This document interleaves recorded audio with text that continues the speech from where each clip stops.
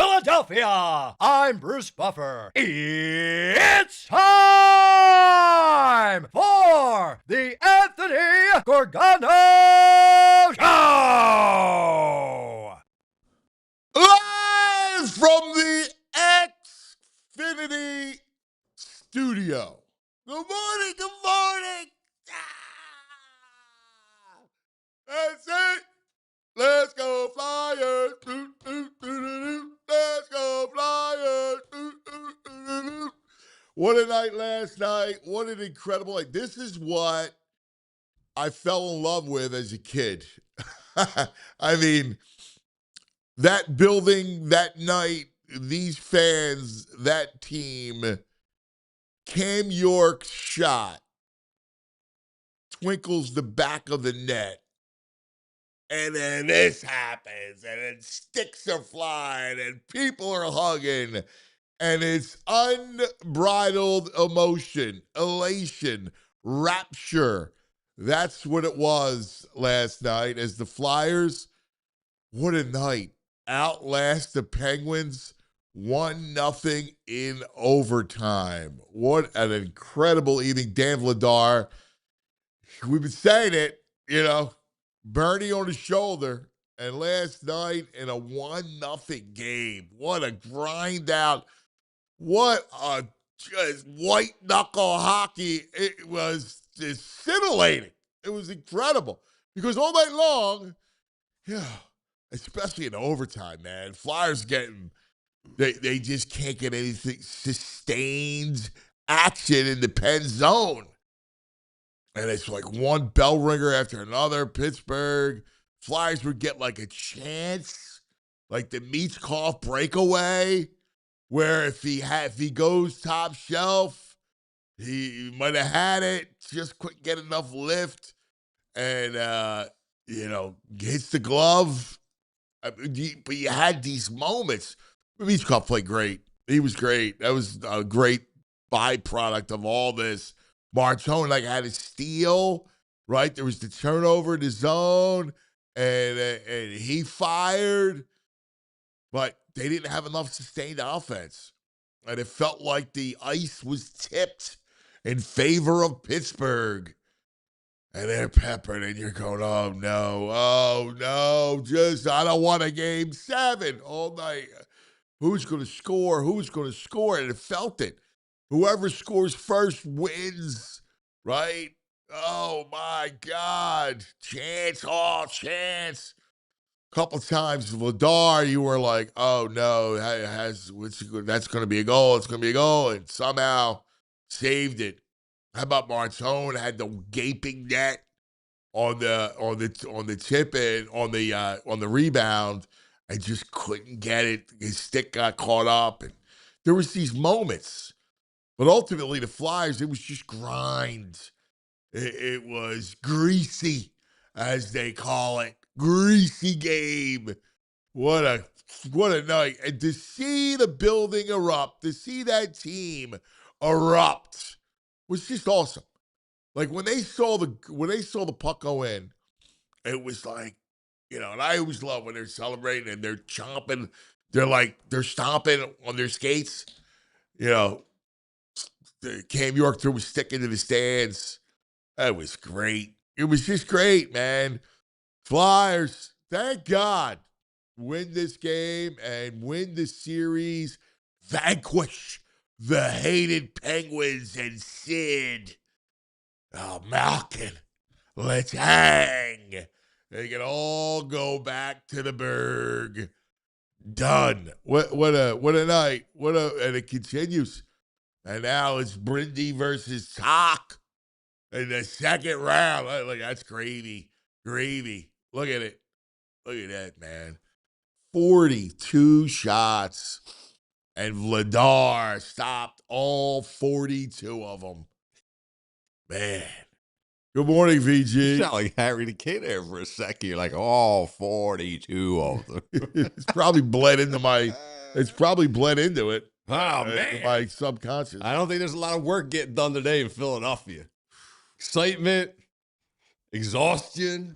Yeah. Man, there's nothing like overtime hockey, Yeah. elimination clinch. Yeah.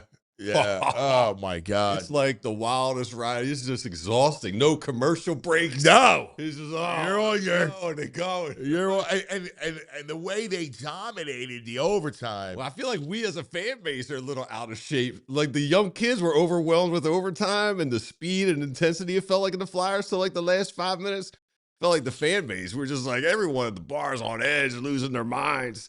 Just like shot after shot. You're like, my God, what are the Flyers doing? I mean, listen, like we've seen that storyline, right? Where one team dominates and all it takes is just, that's what playoff hockey is, that goal. Yeah. Right? It felt like, I mean. And then like the sudden ending, the abrupt ending. Yeah. Like we know all about that from 2010, right? Yeah. The abrupt ending. Patrick Kane, all of a sudden, the beast pulls in the back of the net. Oh, yeah. Right? Like, that's what's amazing about that sport, which is this, all of a sudden, Flyers had done nothing. Cates wins the face-off. Mishkov.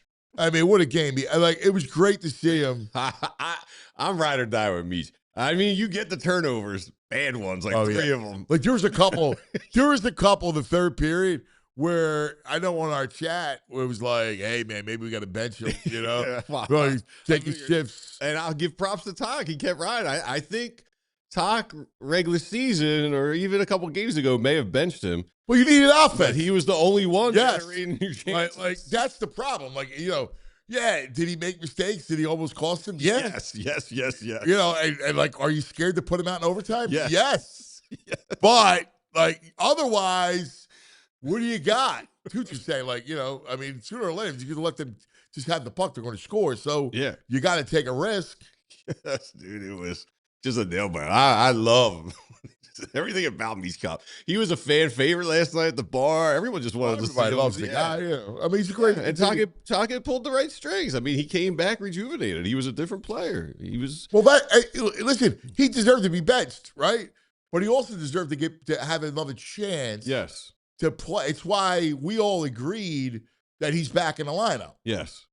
Right? Like, like when I made my lines up the other day, going into last night, that I may or may not have texted Top, I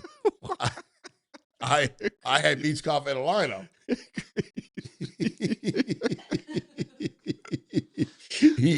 Let me go back to it. And I had him with Bump and Cates. Yeah. Can you get him up there with Zegers? I want to see a little Zegers action, him and Zegers. That was awesome. Dude, it was awesome. Like the whole thing. It was so much fun. It's a blast. The energy before the game. It was just a great night, man. That's what we've been envious of, this playoff hockey. Yeah, I mean, like you bought the Spite hat, the Edmonton hat that you wore for years. Yeah, we're like 4 years. I thought you did more than that. I thought I was doing radio when you bought it too. No.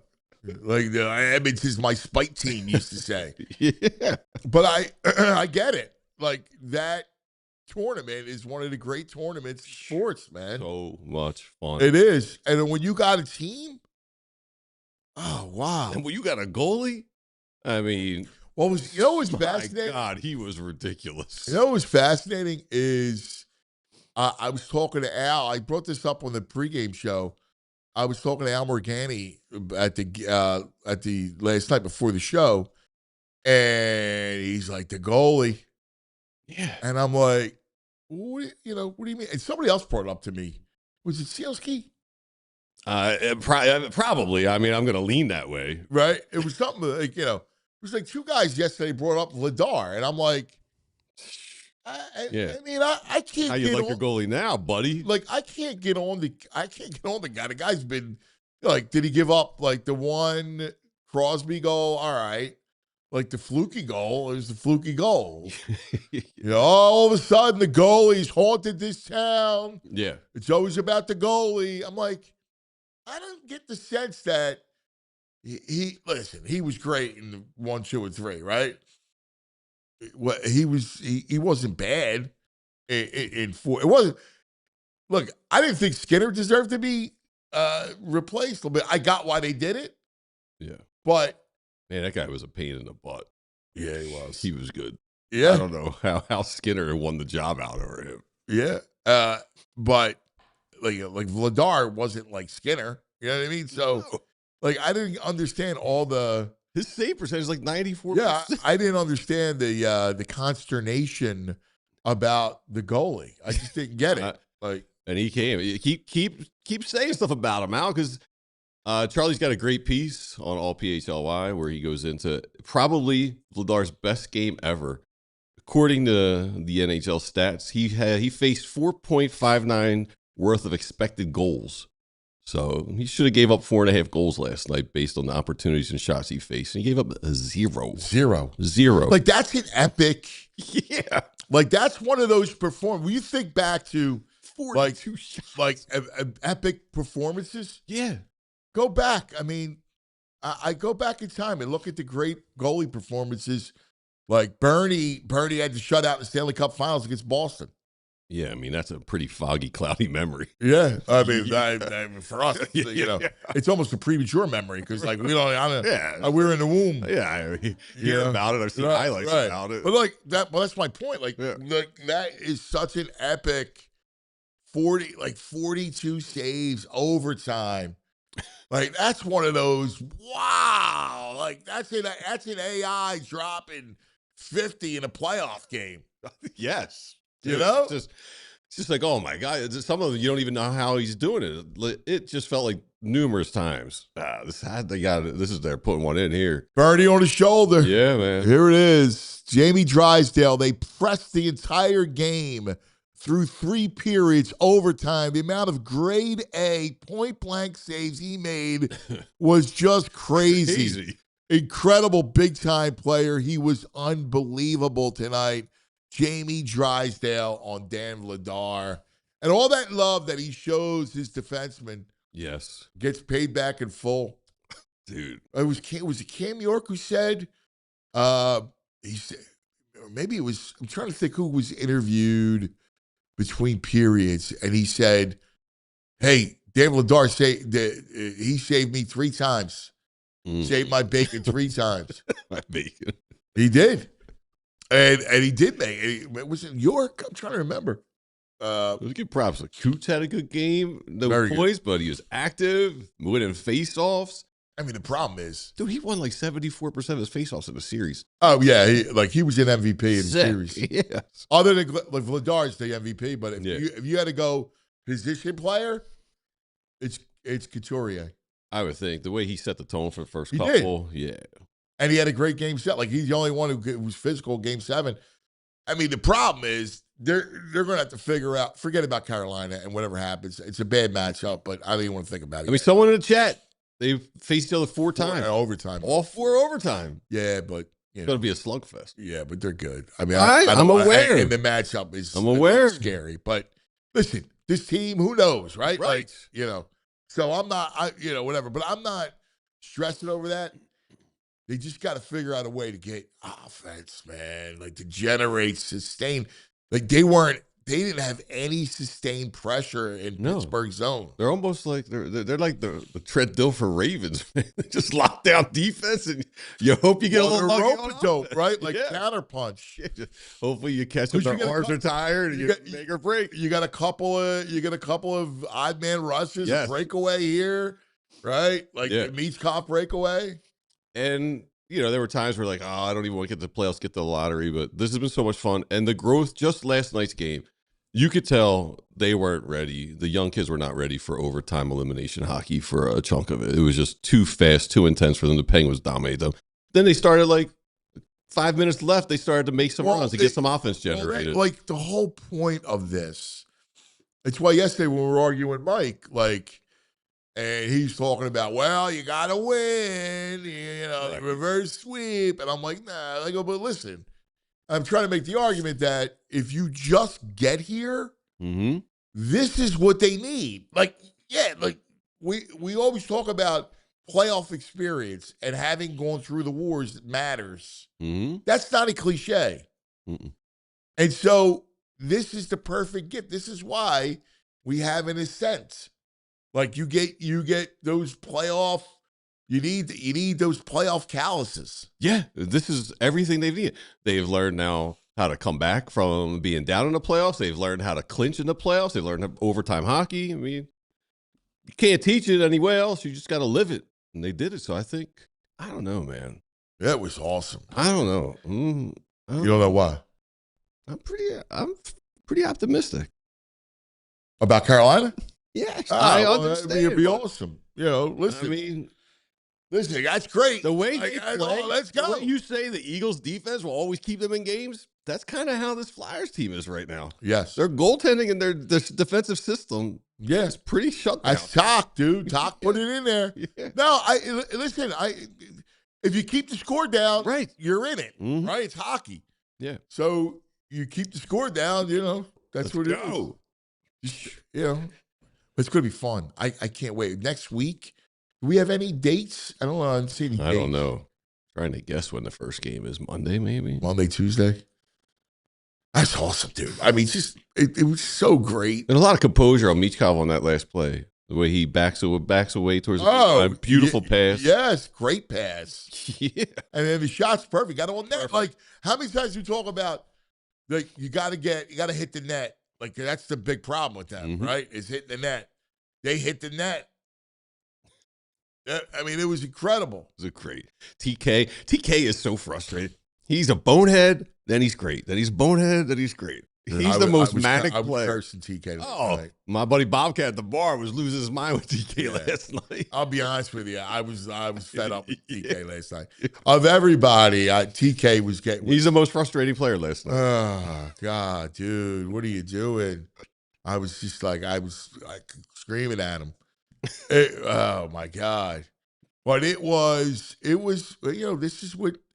this is what it's all about. Like these moments, these spring, like, wow. I feel great. Great. Julie, can you grab that one photo I sent over?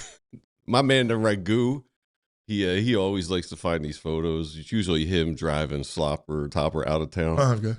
He's got a Penguins last night. It's the movie poster for No Country for Old Men. And it's got like Sidney Crosby being chased out of town by Gritty. Oh, that's No beautiful. Country for Old Men. Oh, that's great. Oh, that's fantastic. Look at that. That's great. Great job, Ragu. The city's having fun, man. Yeah, that's what it should be, man. Yeah. That's what it's about, dude. Like that. This whole thing is unbelievable. Fun continues tonight. Well, I was about to bring it up. Go. The transition. Let's go. We got to hydrate. All right. Instead of, do me a favor, Ragu, swap out, make another one, and swap out Gritty and put in Bean, and No Country for Celtics. All right. I hate them. Let's go. Saw my neighbor Blair. She's like, Flyers. It's like, oh my God, and we got another game tonight. She's like, it's exhausting every night. We got games going on, man. It's like that's the rhythm of it, the pulse of it. Everybody getting crazy. It's the best. Hey, let's go. Let's take like this is it. I'm gonna go with you and suspend disbelief. I'm gonna everything that I believe from a basketball sense, and from everything else, I'm just gonna go like this, whoop, and put it down. I mean, it's why not? And roll with it. I've heard Shams say he's got a feeling maybe Sixers win tonight. I mean, yeah, well, I don't care about that. Come on, man. It's a national guy. It's not me with my Sixers rose-colored glasses on. Yeah, I mean, here's the thing. I know from what I see, and I'm going to put it down and go, come on, Tyrese. Thinnest line of the series, 6. Yeah. Come on, Tyrese. I'm just going to do that. Like, that's what I can see VJ having a big game tonight. I would love it. I could see VJ having a game. And then I go into let's go in Beast. Yeah. Carry it. Let's see it, man. Let's go. Listen, somebody's got to play Grimes from the night before. He's not going to have the same game. So that's got to be VJ. Yeah, VJ, I think so. He's gaining confidence. He had a couple big buckets to close out that game when they were collapsing on Tyrese. I don't know, man. Feels like a good time right now. Yeah. I'm riding it. Yeah. I'm actually looking forward to the game. Me too. This is the first game all series that I was like, I can't wait for tonight. Well, this is it, man. Well, but you know why? Because the fact that, there's a semblance of hope. Yeah. And I love it. And I go, all right. Now there's a part of me that's just guarded up. No. After all the years of being put that party in a box. Kicked in the junk. Yeah, put it in by a box. them, right? There's a part of me that's distrustful, that's whispering in my ear. Yeah. They're going to get blown out, right? Yeah, man. And I'm like, no. E. Rich says Philly team's undefeated since Topper was fired. Let's go. Poor Topper. Oh, no. Poor Topper. I love it, man. Let's go. This is what we live for. Oh, man. That's great. That's funny. I feel the same way. I feel exhausted right now. Yeah. I feel like I can go on that couch and go to sleep for 3 hours. I mean, what are you doing tonight? I told Peggy, I was like, I'm reserving the couch tonight. I'm watching the Sixers on the couch tonight. I don't think I can go out no more. Are you? You gonna shut it down? I got it. The weekend's coming up. I can't go on the weekend like this, dude. I can't believe it. That was exhausting last night, man. You were doing celebratory shots. Well, we did good luck ones before OT so that they would win, and then we did celebratory ones afterwards. What's your shot of choice? Jägermeister. Doing shots of Jaeger. That's awesome. Hey, man, I party like it's 1994, yo. Yeah. That's how Unk does it. Oh, that's great. That's great. Oh, man. All right. Plenty of stuff to get to today. We're going to have a lot of fun. Charlie's going to join us to go over the game last night. He's coming up shortly. It's a Pat day. We love we love our editor. And then in the Love Philly Hour, Legs will join us. Oh, yeah? To go in to talk about Sixers. And Fit Dad will be hanging in studio. Looking forward to it. So we'll have a lot of fun. As always on the program, let's take a quick TO. Talk about our friends. Let's talk about the BetPark Sportsbook online casino app. Here we go. Here's what's happening. Sixers tonight. Well, they are getting 6. Mm-hmm. Getting 6. Doubleheader fills today. Sanchez game 1. You can play strikeouts. You got it all. Look, make your downtime fun time on the BetPark Sportsbook Casino app. Always another way to win. Right now, new customers get 250 bonus spins on the online slot game, the sweetest collectum. Plus, you get up to $1,000 casino bonus back if you're down the first 24 hours. BetParks.com has all the details for you. Lots of fun, lots of stuff to hang out with. You got to be 21 in PA, New Jersey, Michigan, Maryland. If you have a gambling problem, please call 1-800-GAMBLER. Take VJ over tonight on the app. Tyrese 23.5. Love it. Elkin Chevrolet, run by 3 brothers, real brothers, local guys, great guys. And right now, they're lining up deals that are very hard to beat. They got a huge inventory of Chevy trucks and SUVs, everything people actually want to drive. Equinoxes, Trailblazers, Tahoe Suburban, Silverados. And the prices, well, they're going to move fast. If you've been thinking about it, now's the time. Whether it's getting to a game, getting to work, or just getting out of town for a bit to maybe watch the Sixers or Flyers play, you'll drive off in the perfect ride at the perfect price. And here's the thing. This isn't just a one-and-done kind of place. These are the guys you go back to again and again because they treat you right.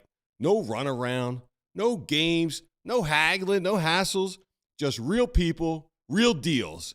Elkin Chevrolet, real brothers, real deals, and a whole lot of honking good service going on. Super easy to get there. Route 73 South in Marlton. Elkin Chevrolet. There we go. Uncle Frank checking in. While you guys were in your mama's womb, I was at the Flyers parade as a junior, drunk on Southern Comfort. Yeah, I can see Uncle Frank drinking Southern Comfort. Like, him and his other, dirtball friends. A little SoCo. Right. Like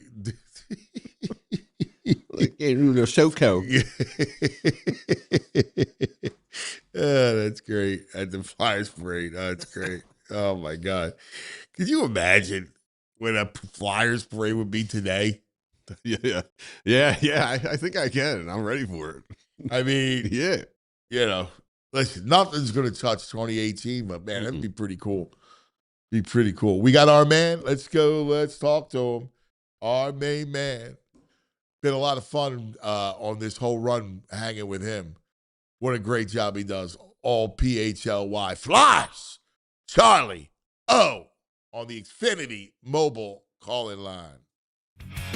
Charlie O'Connor, hockey whiz, best in the biz. Everyone agrees.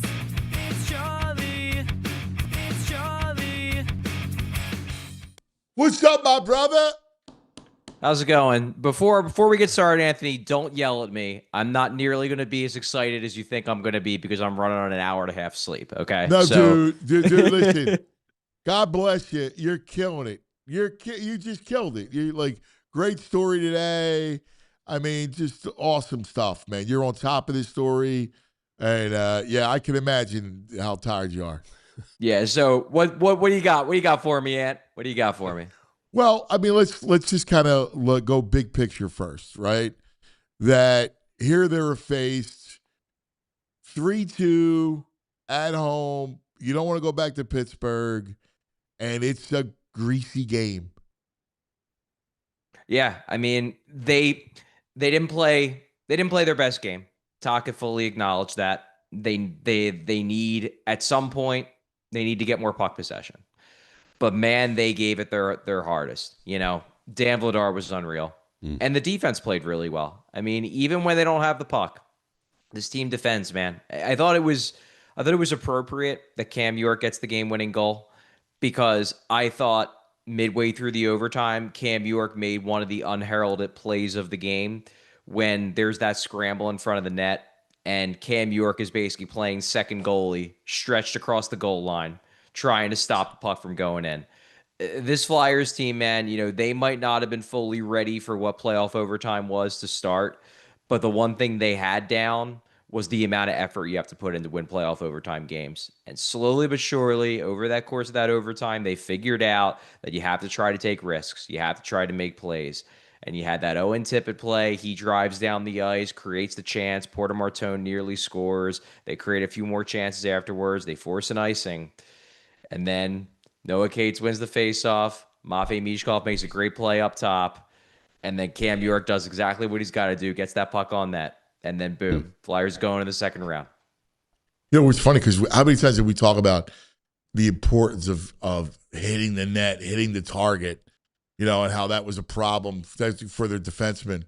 And, man, I mean, now Mishkov gave him a great pass, too. He did. That was a great pass. And it allows you to kind of calm and hit your target. That was huge. Yeah. I mean, props to Matvei. It wasn't a perfect game by him. You know, he had some rough turnovers, but what I liked about his game was that even when he was turning the puck over, is because he was trying to make things happen. It felt like in the first 4 games that he played, it just didn't feel like he was involved. He was involved in this game. You know, he has that breakaway at the end of the second period that gets stopped. He had a couple, you know, chances he set up for his line mates. He was trying to make things happen. Look, there's a lot of work he still needs to do to be the player that we all want him to be. He needs to get stronger. He needs to be better in board battles. That's something that's gotten exposed in these playoffs, that he needs to get stronger. And he needs to make some better decisions with the puck. But he just has that vision and he has that confidence in his ability to make that pass up there. And look, you know, if they don't dress him for this game, Anthony, maybe they're still playing. Maybe we're in the 8th overtime right now. And it's funny, yeah. The Mishkov story is a great story.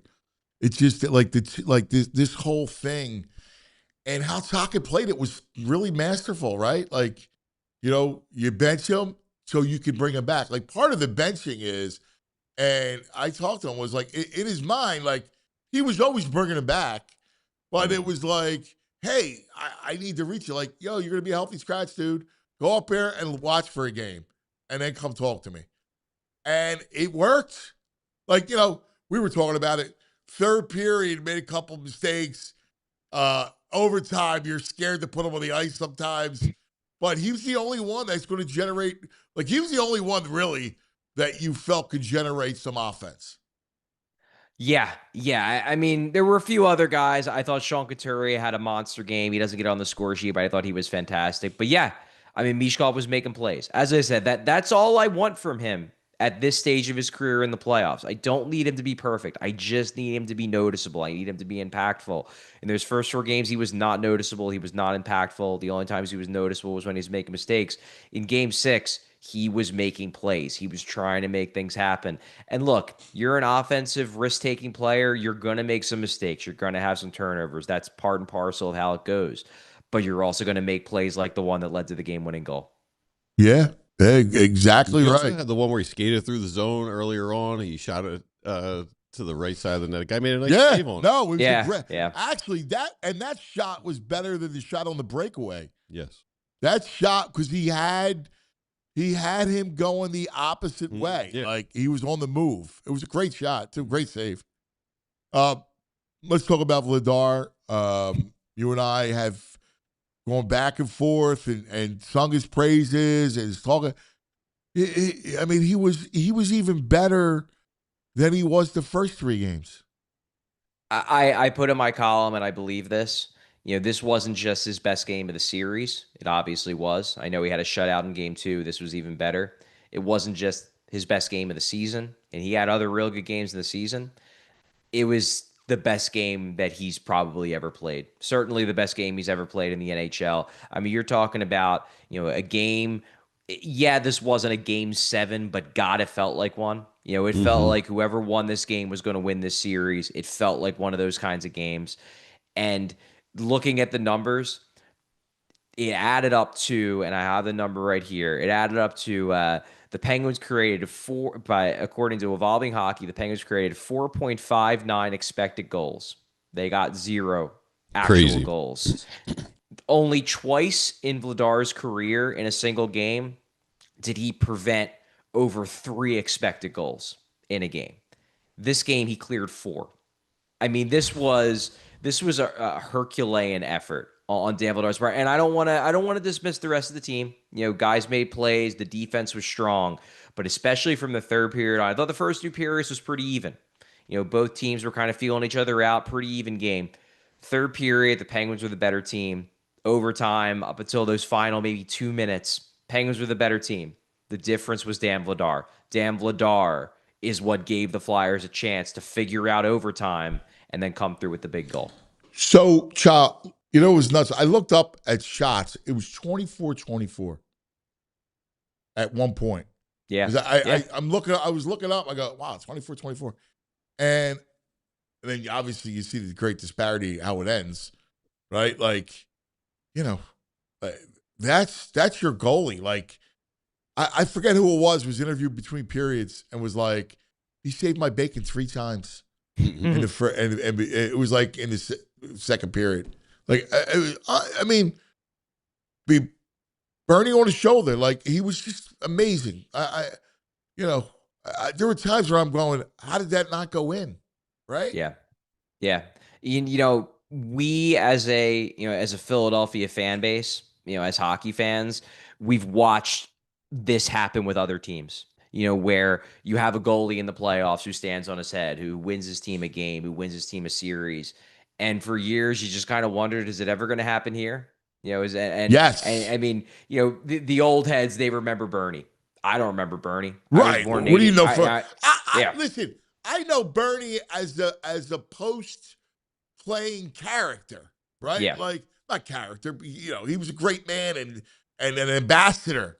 And, you know, it's like Bernie and, you know, the iconic mask that still is the thing now with this team, right? But Yeah. I mean, you're right. Like, you know, nobody alive, unless you're an old head, Uncle Frank, do you remember Bernie being Bernie? I just know the lore. There was a bumper sticker that I had seen when I was a kid that said, only the Lord saves more than Bernie, right? And it just stuck in my head for all those years. But I couldn't tell. I can't tell you, you know, the whole thing. You're so right. Dan Vladar, after all the consternation with the goalies, right? The Brizgalovs and Czechmanics and missing out on Bob and you name it, right? That he gives you that kind of effort's really symbolic. Yeah, I love there was a quote that he gave before the series started, and I love that he brought it up after game 6, after they won the series. And it was just talking about, he was asked about the playoff pressure of of getting it done in the playoffs. And he basically said, look, I can't try any harder than I already do to stop the puck. And it was just this idea of, look, yeah, the playoffs are pressure, the playoffs are higher leverage games to be sure, but this guy already tries super hard to stop pucks. So like in the end, like really, what's all that different? He's still trying his best to stop every puck, and he showed last night that he can get it done in the playoffs just as easy as he can get it done in the regular season. Well, you know what the truth of the matter is? And we create narratives and storylines as media because it's a part of it, right? Like it's a part of the whole storytelling process. So we create these narratives and everything. And the truth of the matter is, once you drop the puck, it's a game. Like guys are always going to try to compete. You're wired as an athlete to compete.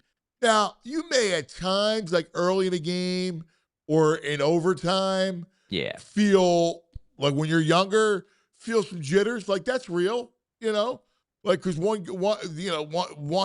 moment and the game's over, right? And that could creep in your head. But by and large, I mean, this group is, you go out and play. You go out and execute. That's what it is. And that's exactly what Dan Vladar did. Yeah.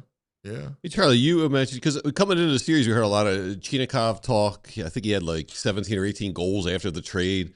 And you mentioned he finished the series pointless. Like, what did they do anything in particular? Was it just being physical with him? How did they shut him down? I mean, I don't know how they shut him down every single game, but that speaks to how unnoticeable he was. Yeah. Like, you're when I'm watching the game, I'm paying attention to how they're matching up against Sidney Crosby. I'm paying attention to how they're matching up against Evgeny Malkin. I'm paying attention to how they're matching up against Erik Karlsson. From game 1, Mishkov was erased. He was a non-factor. And look, I'm sure the Flyers played good defense against him, but I go back to those big hits, that Sean Couturier and Nick Seeler threw on him in game 1. It just felt like when they started playing physical with him, it completely knocked him out of the series. I don't know if it threw him off of his game. I don't know if he got hurt. I don't know if he just decided very quickly in the series that this ain't for me. I'm not ready for this. But he should have been an X factor in this series. He should have been one of the guys that they were able to look to. And instead, he was nowhere to be found. Had 8 shots on goal across 6 games. And, obviously there was an overtime period in there too. He should have been a bigger factor. He was nothing. And in going into this series, all I heard from Penguins fans was, "Oh, you're going to be shocked at how great this kid is." They were talking him up for months. He did nothing. Penguins had a lot of disappointments in the series, but he had, in my book, he's got to be top of the list. I mean, he was irrelevant in this series. Yeah, I don't even remember any of his shots. Actually, it's not like he had any big scoring chances. Wow. Yeah. Charles, let's talk about this.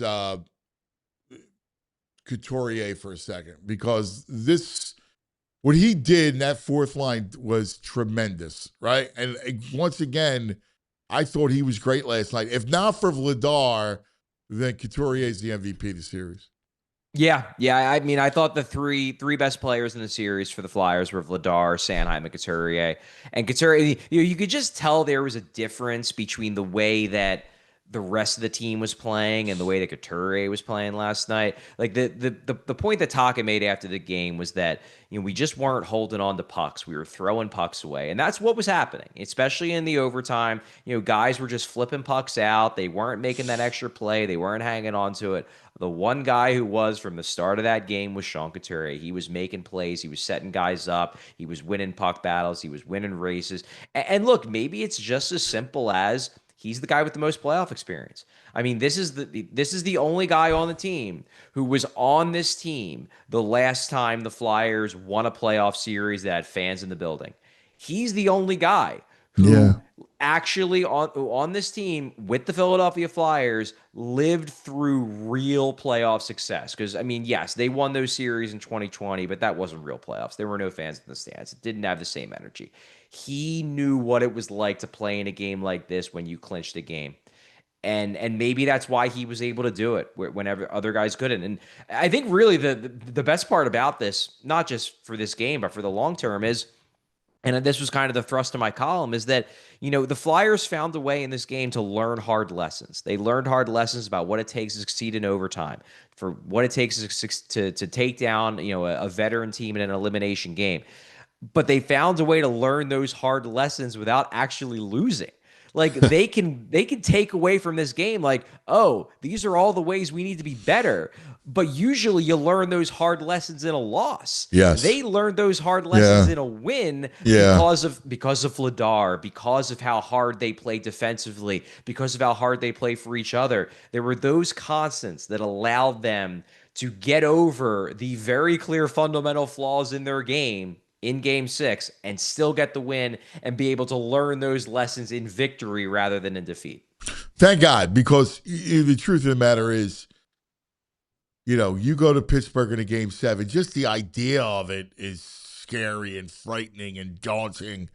And then if you lose and get reverse swept, I don't know how that lingers, right?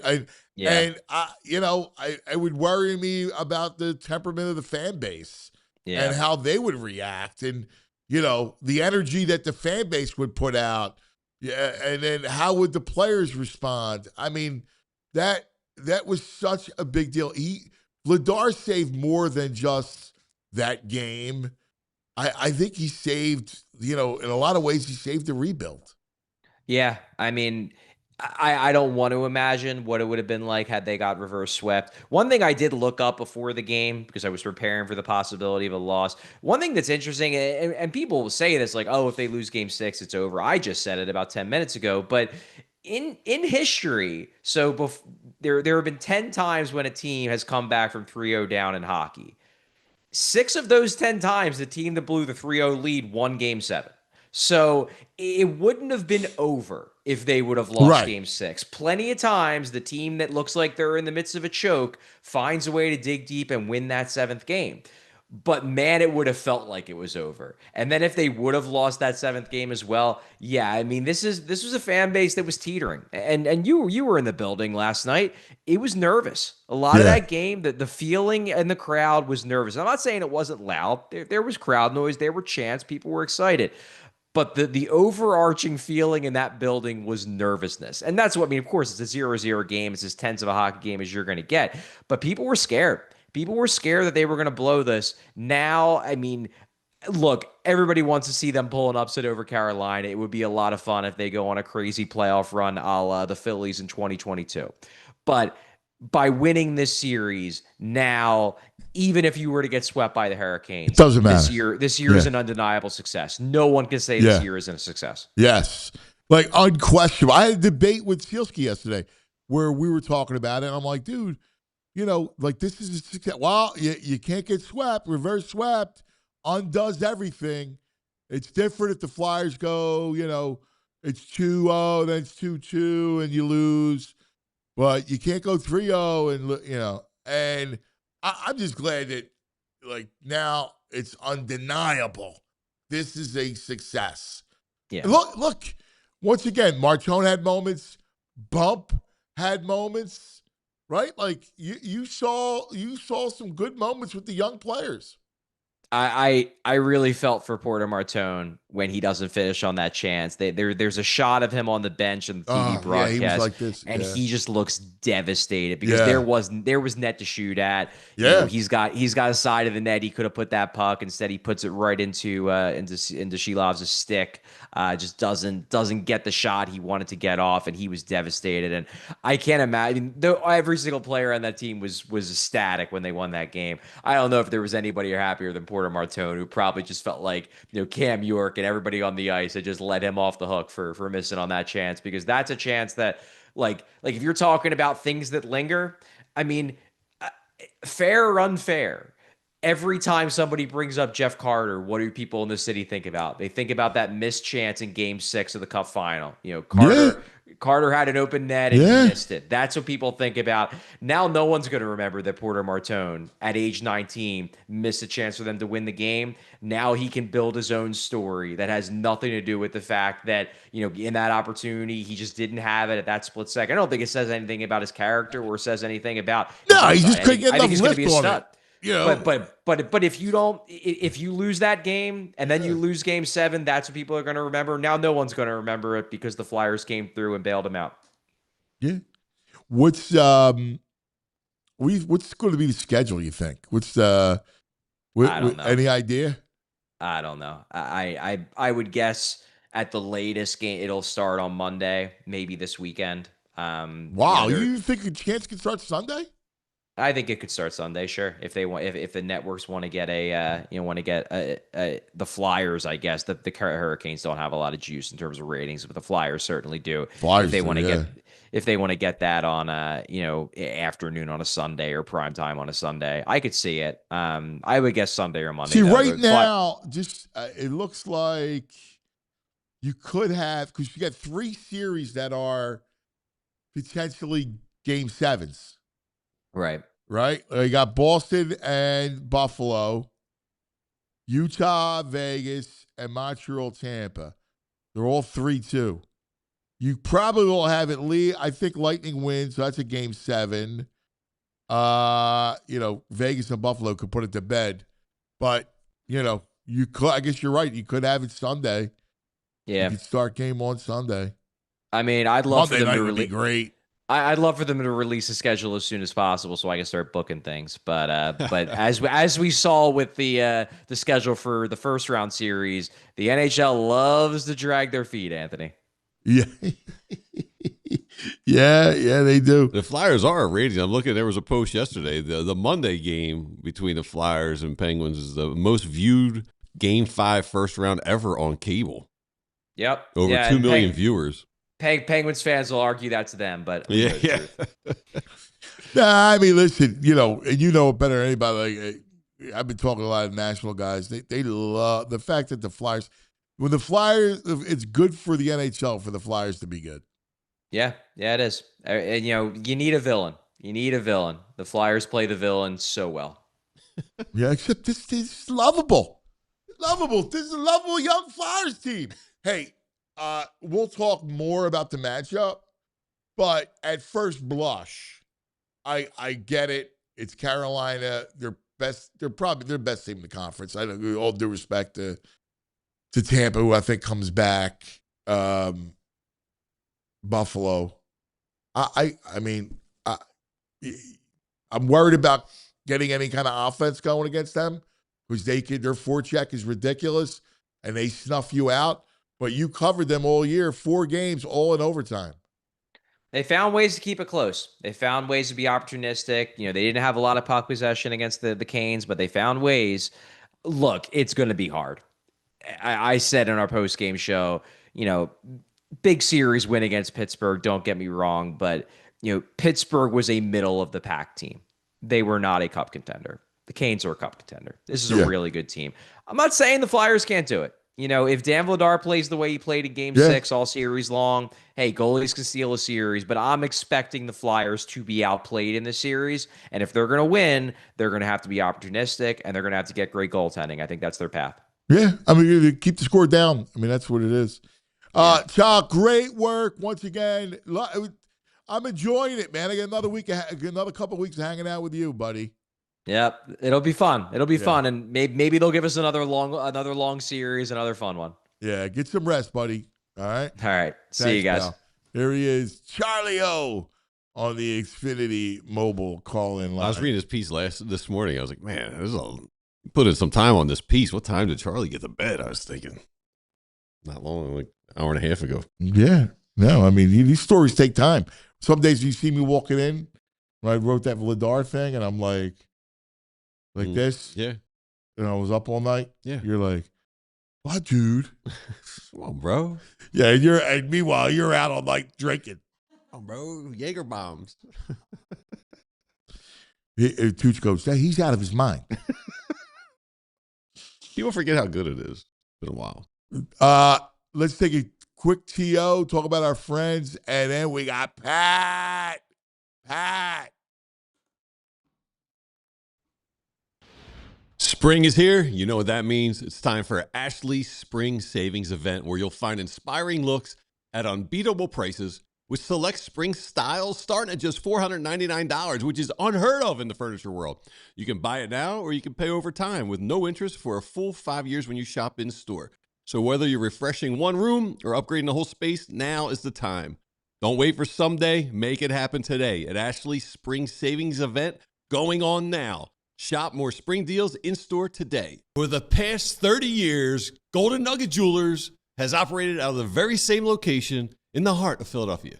Customers from across Pennsylvania, New Jersey, even Baltimore, New York City have come to Golden Nugget Jewelers to find that perfect engagement ring, wedding band, or gift. Their staff is highly trained and dedicated to providing a personalized experience. I've gone there a couple of times. I had to replace a diamond in a ring. I had to get a necklace. They're not pushy. The staff is super informative. It's just a great shopping experience. They have a vast selection of engagement rings and wedding bands, along with high-end watches, fashion jewelry, sparkling diamond necklaces, bracelets, earrings, and everything else you could think of. You receive a final cleaning and written appraisal with every engagement ring purchase. And Golden Nugget Jewelers, they're family owned. They've been operating since 1987, right there on Chestnut Street at 8th in downtown Philadelphia. You deserve an expert, and you deserve the best price. Golden Nugget Jeweler, where Philly gets engaged. Visit goldennuggetjewelry.com. Spring is here. You know what that means. It's time for Ashley's Spring Savings Event, where you'll find inspiring looks at unbeatable prices with select spring styles starting at just $499, which is unheard of in the furniture world. You can buy it now or you can pay over time with no interest for a full 5 years when you shop in store. So whether you're refreshing one room or upgrading the whole space, now is the time.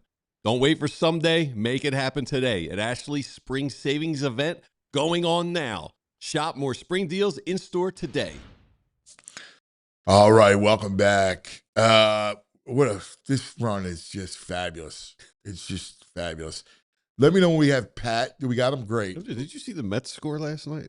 Yeah, I got beat 14-2. 14-2 by the Nats. Yeah, that's great. Yeah, I saw that. I was like, oh, that's awesome. I think Brady House hit a home run, and I was like, all right, good. Yeah, let's go. Anytime I see the Mets lose like that, I smile. Smashed. All right, let's go. It's time to get to the editor, and no better person to talk to during this momentous run of, Flyers and Sixers and draft, everything else, than one of the great Philadelphia historians, the editor, Pat McCloon, on the Xfinity Mobile call-in line. Extra, extra, read all about it. This just in, ladies and gentlemen, and all the ships at sea. It's time for headlines from the editor's desk with Pat McCloon. Good morning, Pat. How are you, boys? How are you? I don't know why the sun's not shining. It's a little gloomy here in bucolic Havertown, but the sun should be shining today. If there ever was a 4-for-4 week, it is this. And Anthony, I have 5 topics, and we could just wing it on the Flyers and Sixers. I have 5 topics, and I am here to say for the first time ever, I think the least weighty of the 5 is the Philadelphia Eagles right now. You know what? I mean, hey, I love dissecting a draft as much as the next guy, but it was a week ago, and we'll do that. But there is so much going on. I'll tell you what the editor would have had to do. The editor would have been up at 3 in the morning, and that little note would have went out to Diane McGinty that I had up the space. The space had to go way up, Anthony. There's so much, man. It's a long way between the back page and the porno ads in the Daily News. I need more space. I need it. I got 2 And God bless them, columns. they gave it to us. What would you have back in the day off of that night? How would you have 2 columns, 3 columns? You would have a less story. Oh right? yeah. We have a less story, and we probably have Rich and Ellen at the game. Eddie Barkowitz down there is Doing another guy. sidebars. and Eddie and Boop throwing charts and stats and everything out there. Maybe Bobby Cooney on the other locker room or something like that. We'd have a lot of guys. It gets to the point some point you got to take people out of their comfort zones that are still good. We might have had Dick Girardi doing the hockey last time. Oh, that would have been awesome. DJ. It's great. It's great. Yeah, there's something about it, right? Like, I love those events and you divvy it up. Who you writing? What are you writing? I'm writing Vladar. All right, Yeah. I'll write Cockett. I'll write Mishkov. Right. And that's one of those ones where you have to have an editor down there just because somebody, and God bless Rich Hoffman, he was the de facto guy on that a lot. But, we would always start, and then you always got, it's the Daily News. So you got Conlon, and I'm going to paint with the broad brush, whatever the hell that means. So you have to put that aside. And then have everybody else, Dave Murphy, Marcus, Rich, whoever, they're all in. They're all in. Everybody divvies it up. You know how it goes. That's great. Yeah, here's what I think we should do. I think we should go, chop the Eagles off today. And here's what I fear. I fear we're going to. Here's what I fear. You going to chop the Eagles today? Yeah, here's why. Wow. Here's why. Oof. We're going to be talking training camp after all this ends and beginning in May with OTAs. It's all going to be Eagles because the Phillies will be dead. Could be a Stanley Cup run. Well, Great point. right. But you know what I'm saying. Great point. I think we're going to be, I think it's going to be one of those summers where we're looking at Eagles to save us. And we're chronicled. Like, I feel bad for Jalen because training camp, he'll be under the biggest microscope ever with the Phillies dead. Absolutely. And that's the one thing about the Phillies and a 4-for-4 town that we've talked about so many other times, Anthony, is that, if, the Flyers have been down a little bit and the Sixers were okay, the Eagles were going. But when the baseball team sputters, makes for a long summer, makes for a long summer. I'm not ready to, and we'll deal with them. Who knows? Who knows? Let's keep a good attitude about everything. And speaking of a good attitude, it warmed the cockles of my jaded heart to see you two legends down there in the atrium yesterday doing the show. That's what PHLY needs to be doing. Get out among the people. There you go. People were probably thrilled to see you down there. It was a lot of fun, Yeah, man. it was great. It really was. And that's kind of was my vision for this thing, is to be at these events, at the games with everybody. In many ways, like the next evolution of the Daily News is PHLY in 2026. Well, there you go. I'm just rooting for you. So keep The that People up. Paper. Yeah. Yes. Yep. At one point, that they had a publisher came in that wanted to change it to the People's Paper, and I think they did. They were doing that over my dead body. That sounded like we went from the People's Paper. The red of the Daily News now stood for like Shanghai, China, or something like that. Mao Zedong is our new leader. That's awesome.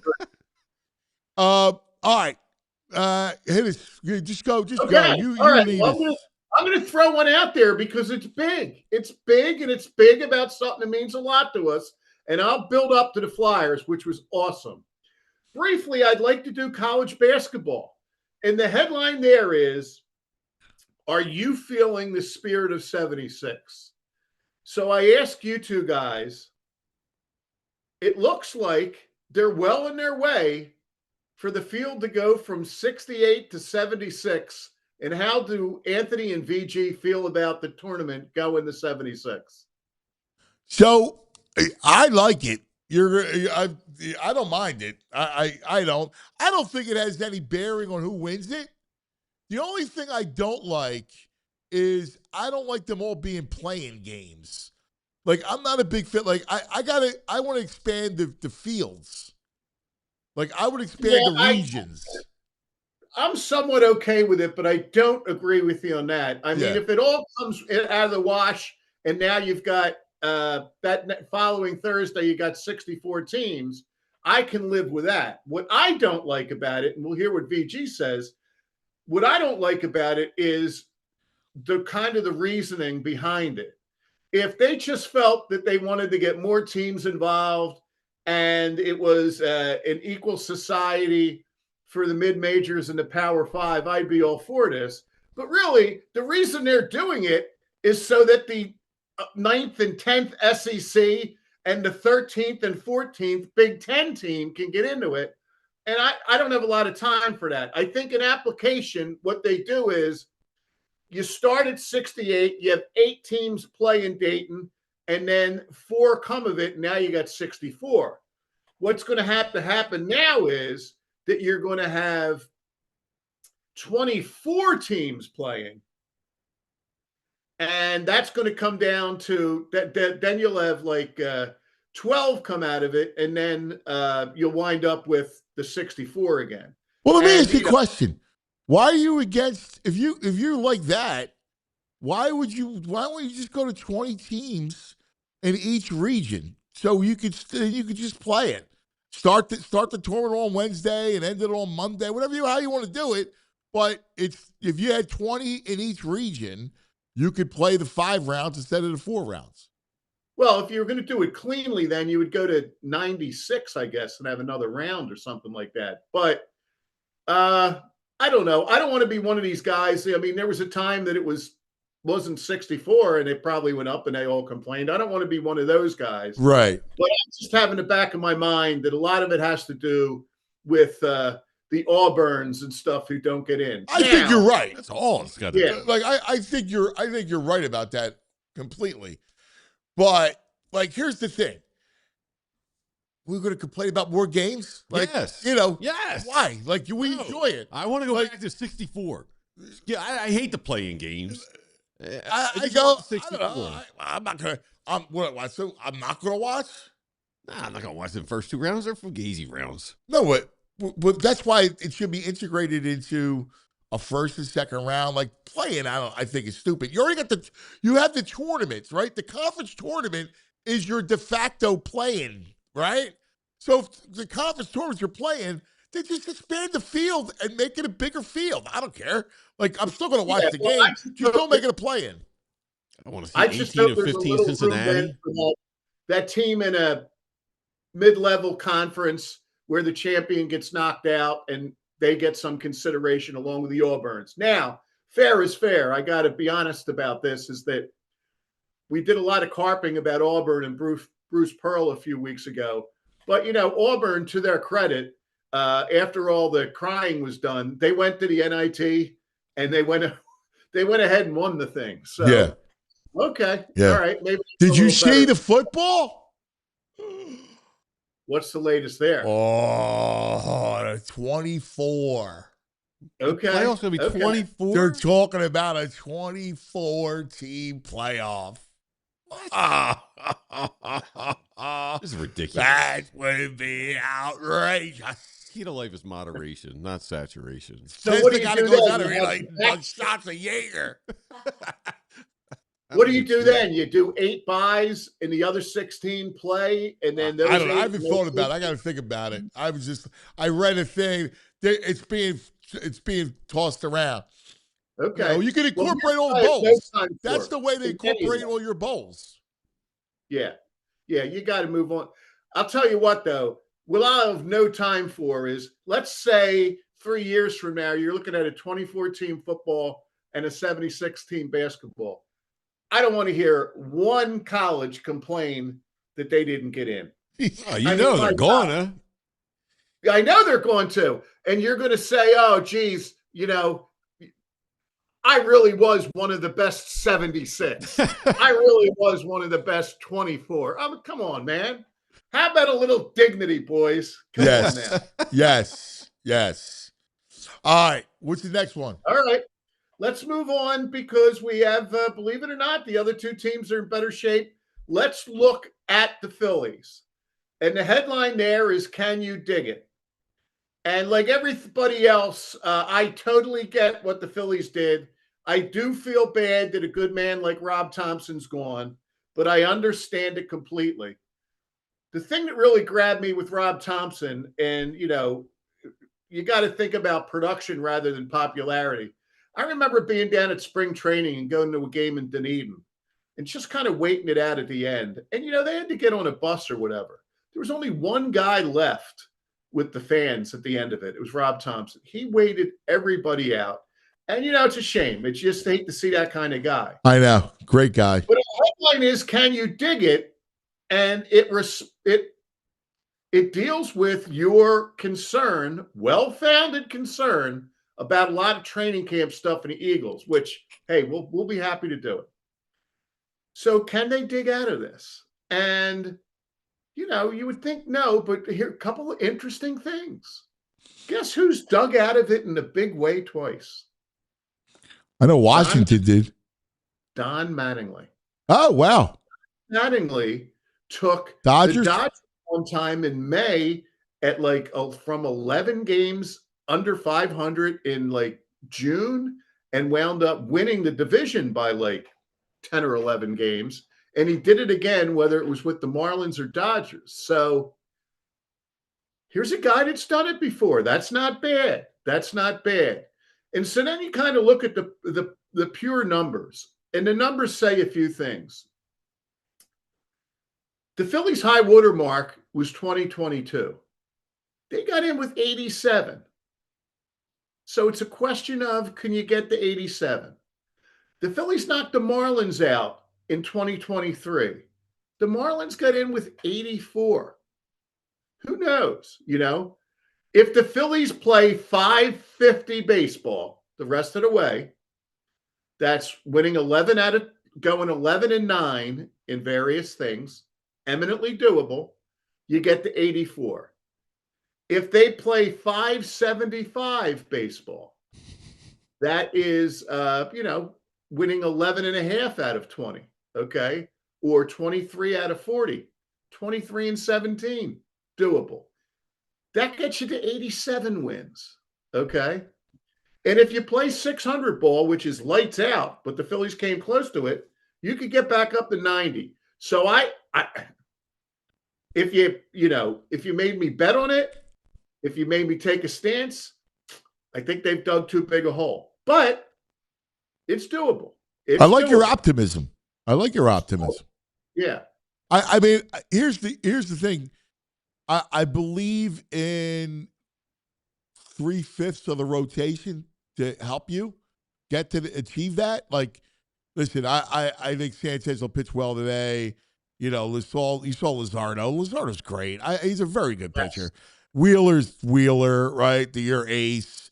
So, I have great confidence. A Painter, I'm a little disappointed. I haven't seen the electric stuff yet. That's what I was going to say. Are you disappointed in the result, or are you disappointed in the stuff overall? I don't see electric stuff. That's more concern to me. Yeah. I don't see electric stuff. If the guy's throwing 98 with crazy stuff and he's missing his spots, right? I'd rather have that, right, than painting corners at 94. Exactly. Yeah. And then the other guy's a gas can, so against left-handers. So I got no faith in that. I had every reason to think he would bounce back. I really did, but my Lord. Yeah, against lefties, you can't, you can't fade. He just will get killed. It's terrible. And then the bullpen. So that's where I'm kind of shaky, because if you're going to get to what you said, it's got to be pitching led, because the lineup is still flawed. I don't care who's managing. It's a flawed lineup. Yep. Yep. It's so sad now that when Bohm hits one on the button and knocks it on somebody's head, you're just blown away, which is what he did in Mattingly's one game. But, and the other thing that's brutal about Bohm is, they could have gotten something for him if they got rid of him at the right time. You won't get a bag of balls for him now.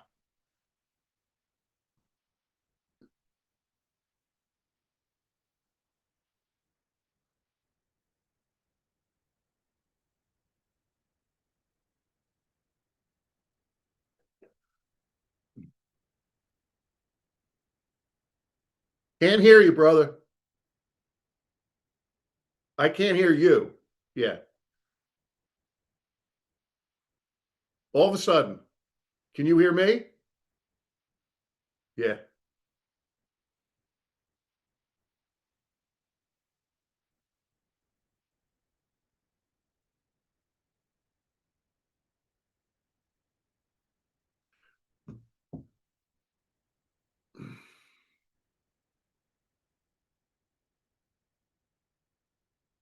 Does the chat hear They me? can hear There we Pat. They go. cannot hear us. There we go. Here we go. Okay. Yep. All of a sudden. So, thanks, Jules. So here's the thing. I was upset by Dombrowski because all of a sudden he gets to hire Alex Cora. It's just understood that he's going to hire Alex Cora, that he's the Teflon Don. Like what? Yeah. He doesn't take any responsibility in putting together a bad lineup. No. I think there's a lot of agreement among Philadelphia fans that if somebody had to roll, it should have been Dombrowski before Thompson, but I don't know how you could do that. Here's the other thing about Cora, Anthony, is I question whether Cora plays in this town, not because, okay, he was having trouble with the Red Sox, but let's not forget he's got that Astros stain to him. Yeah. Bench coach when all the cheating was going on. Yeah. So he's going to have some splaining to do. People don't have short memories on that stuff. Yeah. Good point. Yeah. Great point. Yeah. All right, Sixers, hey, and the headline there is to dream the impossible dream. Okay. But you know what? Remember I said 4% chance.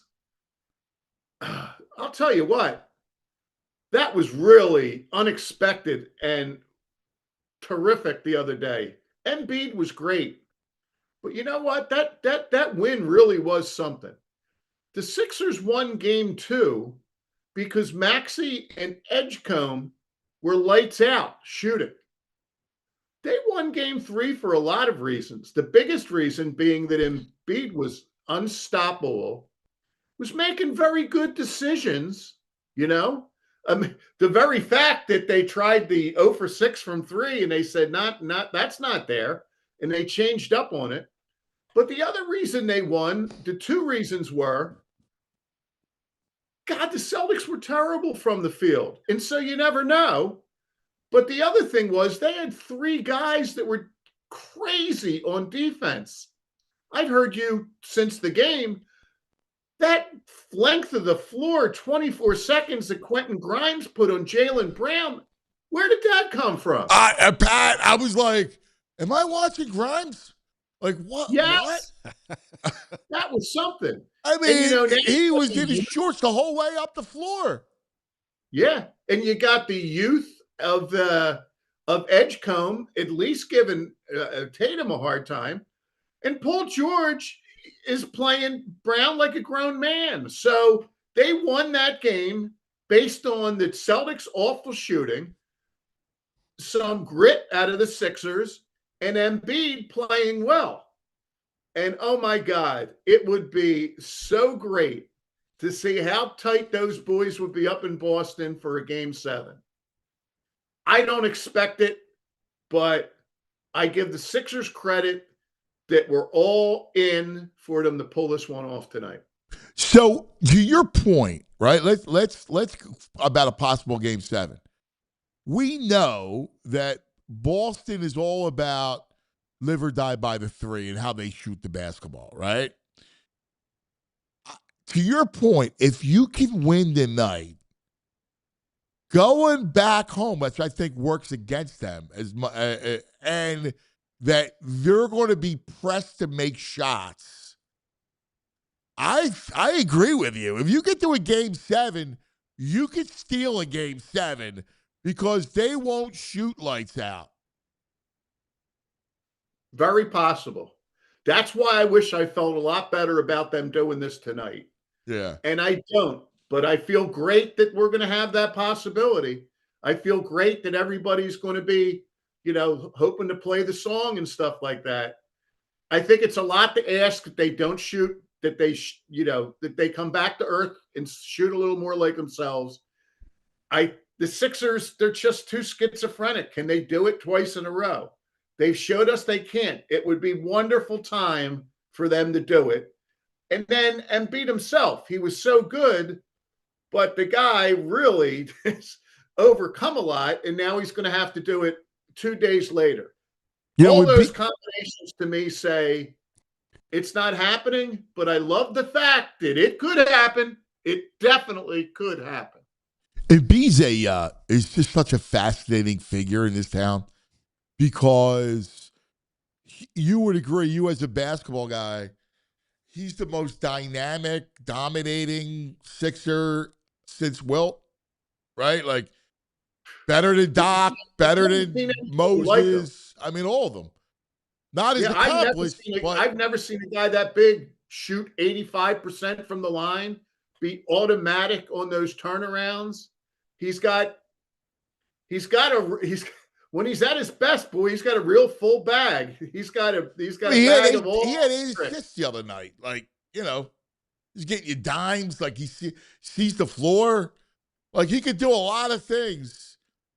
I mean, but to your point, man, there's always been the one game in a series where he comes up short and lets you down, whether it's getting hurt or Game 6 against Boston, the last Game 6, with Harden. And it's hard. It'll be hard to get in his grill tonight if it doesn't happen to me. I think it's kind of courageous that he did come to play. It is, Agreed. On the floor 19 days after an appendectomy, and he played real hard and real well. So, I see all the warts and stuff, but I got to give him credit. And I do know this: while we're talking about Eagles training camp and all, the path is real clear for me with Mr. VJ Edgecomb. If he can improve incrementally, like Maxey has, year after year after year, look out. I don't know whether there's any room up in your gym where Moss is or at the whatever gym that they pick for Edgecomb. He's got to get 500 shots up a day, every day until next season. So and I believe he can do it. If he can turn that 3-point shot from and I don't even know his percentages, but if he can turn that from like a 33 up to a 38 or 39 and make people really respect that that's a problem, if you back off him, that first step, he's going to be something. Yeah, man. I'm with you. And I feel the same way. In fact, I think tonight's a VJ game. I think, Grimes isn't going to shoot the way he shot last game. I think VJ back home, I could see VJ dropping 20 tonight. Yeah. And it goes back to something we talked about in the preseason, and it's really played out. My God, guys, how bad is this Eastern Conference? Yes. Who's going to win this thing? Yeah, I know it's nuts. It's nuts. I know. Let me ask you real quick, attacking the Celtics, would you go, nobody could guard Kada, Vucevic got no shot. Like, nobody's guarding him. You got to play the penalty game, and you got to play the free throw game. And you got to get him just racking up fouls, right? Yeah, you got to get them in foul trouble. You got to establish some dominance that he's able to do it early. And the more that you can establish that, the more that those shots become a little more open for George and Grimes and Maxey and Edgecomb. One thing I love that the Sixers play at 100 miles an hour when Maxey's at the wheel. They play at the speed limit when Joel's on the court. And that's a little unfortunate, but he's so good, it's their best shot.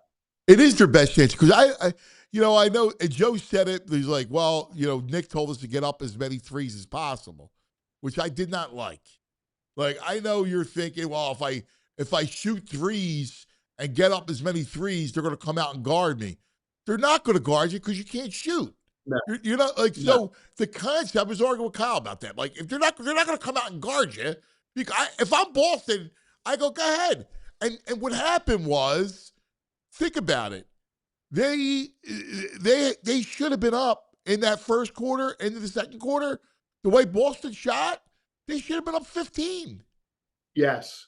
And let's make sure one thing, things could go south for them, but I'll tell you one thing I'll be bothered by is if they don't have a plan to do something with that pest Pritchard, okay? Yes. Yes. He kills them. He absolutely kills them. And he didn't the other day, and they got to figure out a way to do that. And then, it falls back on Morey. They could, if he and Dombrowski did a better job with the roster building, we'd be a lot happier right now. I mean, Yes. the Celtics find Pritchard. They got a guy, he's not much, but, if you have a guy named Hauser that hits three, Hauser's the worst, too. They find the most annoying role players. They just have a way. Geierman, Yeah. Hauser. Historically, they just find the most annoying role And players. they find the most annoying white players ever. It goes back to like Greg Kite. Right. Just want to smash That's Greg Kite in the true. head. That's true. Yeah. Back to Henry Finkel, But Kevin Stakem. yes. Do me a favor, Pat. Hang tight before we get to the Flyers, all right? Because this is a big story. I want you to get your thoughts. I want to hit one of our friends, and we'll come back with our biggest headline of the day. But first, a word from our friends, shall we? How about Parks Casino? How about the new Parks View Hotel? Now open. Right there on the grounds. You got a shuttle service. Go right there, buddy. Perfect. Right? Like you got to have a great night out. How about sing-along brunches in the Liberty Bell Beer Garden, Latin dance nights, country line dancing, comedy nights, daily happy hours. Man, I might move into this hotel. Plus watch parties at the Bet Park Sportsbook for the biggest sporting events. Enjoy dinner at the Bamboo Noodle House. All right, the award-winning Parks Grill Steakhouse. How about the best cover bands every weekend at 360 Lounge? Play over 3,200 state-of-the-art slots. Enjoy 25 craft beers in the Liberty Bell Beer Garden. Make the night complete with that stay at the Parks View Hotel and Parks Casino complimentary shuttle service. It's all right there. For a complete schedule or headliners and to buy tickets, click on parkscasino.com. You got to be 21. If you have a gambling problem, please call 1-800-GAMBLER. You know what's funny? We can stream anything instantly. Order food in like 15 minutes, but somehow getting tickets to our concert feels like a full-time job. You're dealing with waiting rooms, prices jumping around, hidden fees. It's just brutal. That's why I've been using the Game Time app. It just makes the whole thing easy. I was looking for tickets the other day, just messing around, seeing what's coming up. And within literally a couple of taps, I'm seeing great seats, real prices, no nonsense. What you see is what you pay. There's no surprise fees popping up at the checkout. And I love this. Before you buy, you can actually see the view from your seat. So you're not guessing if you're stuck behind a pole or something. They've also got these zone deals where you pick the section, they pick the exact seat, and you save even more. And with the Game Time guarantee, you know your tickets are legit and you're getting the best price. Honestly, it takes all the stress out of it. If you're trying to hit a game, a concert, whatever, it's the easiest way to do it. Take the guesswork out of buying tickets, download the Game Time app, create an account, use the code PHLY for $20 off your first purchase. Terms apply. Again, that's the code PHLY for $20 off. Download the Game Time app today. Back with the editor. Nobody chronicles Philadelphia sports like the famed editor from the Daily News, Pat McCloon. All right, buddy. Last night, just scintillating. It's what I think our town is about, that we get that rapture. It's what when our town's teams win. about. It's what our town's about, and it brought back how important it is. If you're a 27-year-old sports fan in this town, probably don't have a great grasp of that. You were 10 when they got to the final, and it's just it's just. There's a whole, it might have to do with the fact that it's orange or whatever, but it's a whole new brand of electricity when the Flyers go off like that. Our headline on it is happy for a hurricane because, hey, bring it on. What a great headline. You're so clever. Yeah. And, here's a couple thoughts about this. Then, it's great to have Charlie break it down, and it's been great that you've had so much access to talk it and what you guys did last night. some of the guys that you have on the Philly Love thing or whatever. It's just it's great stuff. But I'm telling you what, Anthony, that team, that 3.8% team, they made the playoffs. They put aside the Penguins. There is no reason at all that young team can't just play loose as a goose and go out there and throw the bodies around and go for broke, man. Why not? Why not? That's great. Why not? That's Yeah. great. That's great. I can't Pat. break it down like they do the other sports, but I know this. It's not the 1927 Yankees they're facing. Right. Yeah, the Hurricanes are good. Yeah. Come on.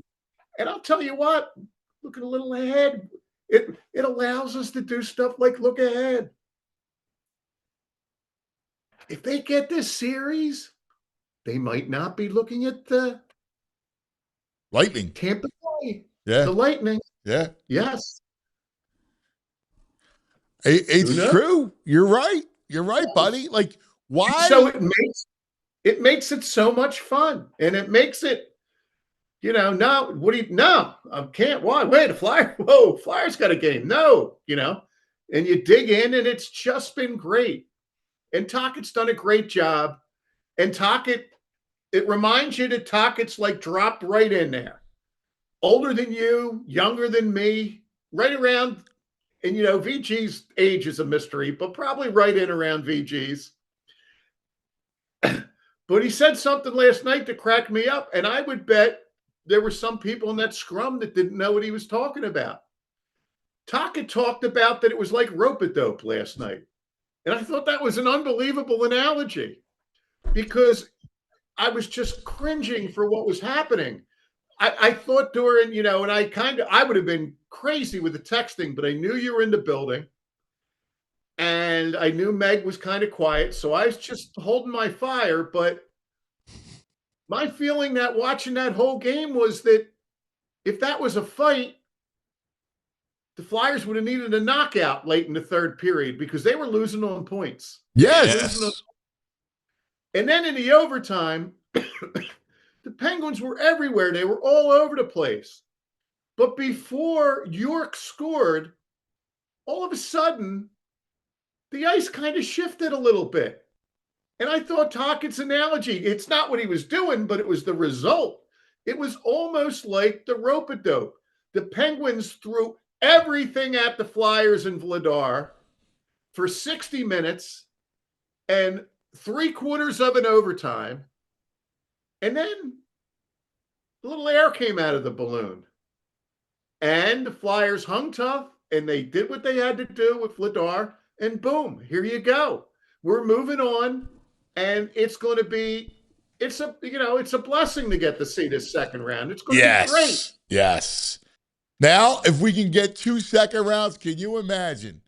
Because you see who's in the green room, one of the greatest shooters of all time, called the game the other night, pride of your LaSalle Explorers. Right. And a perfect example of where Maury's come up small. Yes. The Celtics are finding mini Leglers. Why can't the Sixers?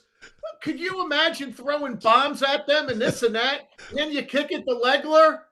Oh. After you just tear them apart. Talking about bored too early. That? He would be a superstar today. He would every bit of Pritchard. He would be fired from all over the place. He was playing when that 3-point line was, one year it was 4 feet too far. Next year it was 2 feet too close. He was an experimental guy with that stuff in college. Yeah. I never got a 3-point line. I would have loved one back in the day in the Catholic League. I would have loved one. That's great. We would have won the league throwing those things up. Yeah. Well, my brother, you are the greatest. All right. We love you. The editor. You're the best, buddy. There you go. Keep that LaSalle thing going with Legler. Very good. See you, man. Thanks, pal. Appreciate it. That's right. I'm fired up. You want to get fired up about tonight? the man who called Game 5. Nobody knows the game like this, man. It's leg day. Leg day. Leg day. Leg day. That's right. Great legs. What's up, brother? What's going What's on, man? happening? What's happening? Congrats on the overtime win last night, man. Everybody was on the edge of their seat. It was awesome. Like, people were going, you know this town, man. You see it. You were here the other night. Like, everybody's just fired up, man. Hey, Like, hey, let me tell you, you know who was the most fired up of all? And I've spent some time with them last night because I'm down in Atlanta right now. We got the Knicks Hawks tonight that I'm calling. And we went over to the studio last night with the boys, the TNT boys, or now ESPN boys. And Chuck, man, nobody's hanging on the edge of their seat more when the Flyers played at Charles Barkley. I can tell you that right now. he's a great hockey fan. Like, he loves his hockey. I'm telling you right now. So they got this great green room set up and all these big TVs are plastered on the wall. And of course, you got the playoff games on that they're talking about. But then they got a couple of sets on these hockey games. And Charles was dialed in, man. So congrats on the win. You move on, get to the next round. That's an exciting thing. It's a stress relief when a team that you love moves on to the next round, man. Yeah, you know it, brother. So, you know what's funny? I was thinking of it. I was just saying it to Pat that, when Pritchard's going off, I'm just imagining what you would do in this league today. Like, the league is set up for you, man. It's a shame. You were born too early. Well, I think, there's no question that the biggest change is just the freedom with which guys can play now that shoot the basketball. Like, there is no such thing as like a questionable shot for guys that can shoot it. You literally can't shoot enough to please your coach. And so I think that just to play with that freedom of mind. Now, obviously, shooting was my thing. So teams I played on my entire life, like, obviously people wanted me to shoot the ball. And the coaches didn't really have a problem with me shooting it. The difference is what we viewed as like a good shot. That's what was different. And so your mind always had a little bit of a break on that. Like, you're going to, you're going to pump the brakes a little bit on stuff that it'd be nice. Let's let it fly whenever you want. We didn't view it that way, even though I probably could have taken shots that nobody would have said anything about because they would have felt like it's got a high percentage of going in. But the thought process around it. So you see teams, you talk about Peyton Pritchard, but even like guys on their team, like, Hauser, 84% of his field goal attempts are threes. 84%. He had a shot the other night to get in the Sixers game where he pump faked because they closed out and he drove in and he shot like a little 10-footer. And I said on the air, like, you just saw the rare sighting. It's almost like if you were like on a safari and there was like a rare animal that you caught. I'm like, that's the rare Sam Hauser 2-point shot because that's not what he's getting paid to do. Shireman's another example. Like, guy came in and banged a three as soon as he stepped on the court. So yeah, I look at it. Yeah, there's no question, man. You're envious as a shooter. My shooting days are way, way, way behind me. But I listen. I applaud these guys. They've got incredible value around the league. Everybody's trying to find these guys that can do it. So, approach going in. You called Game 5. Obviously, you saw Embiid. I mean, the shame of his career because he's so freaking good, man. It's almost sad because you watch him and he just gave his all. He was dominant force. Kada or Vucevic, forget about it. They can't guard him. Way, we were talking about it on the air, obviously, but even off the air. Like, we'd go to break and, Mike Breen and myself and Richard Jefferson is sitting there just going, man, is this guy good? Like, he's, and we all know that, but, with what he's gone through and particularly here the last couple of years, it's like, you need those reminders sometimes.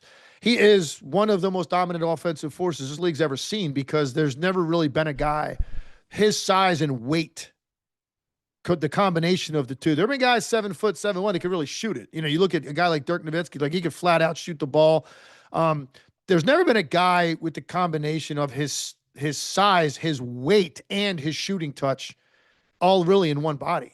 So that's why he represents such a difficult matchup. Now, I didn't like the way he started the game, and I said it, their very first possession, they get the tip, they come down, this is to start the game, and I'm thinking, okay, so the other night, you know, everybody was talking about, oh, did he come back and they slowed him down and he messed up their offense and all. That was like the narrative. Yeah. And then Maxey only took 14 shots and he averaged 26 shots in the first 3 games. And so this was the narrative, right? I watched all the games. I'm watching the tape and I'm looking at it.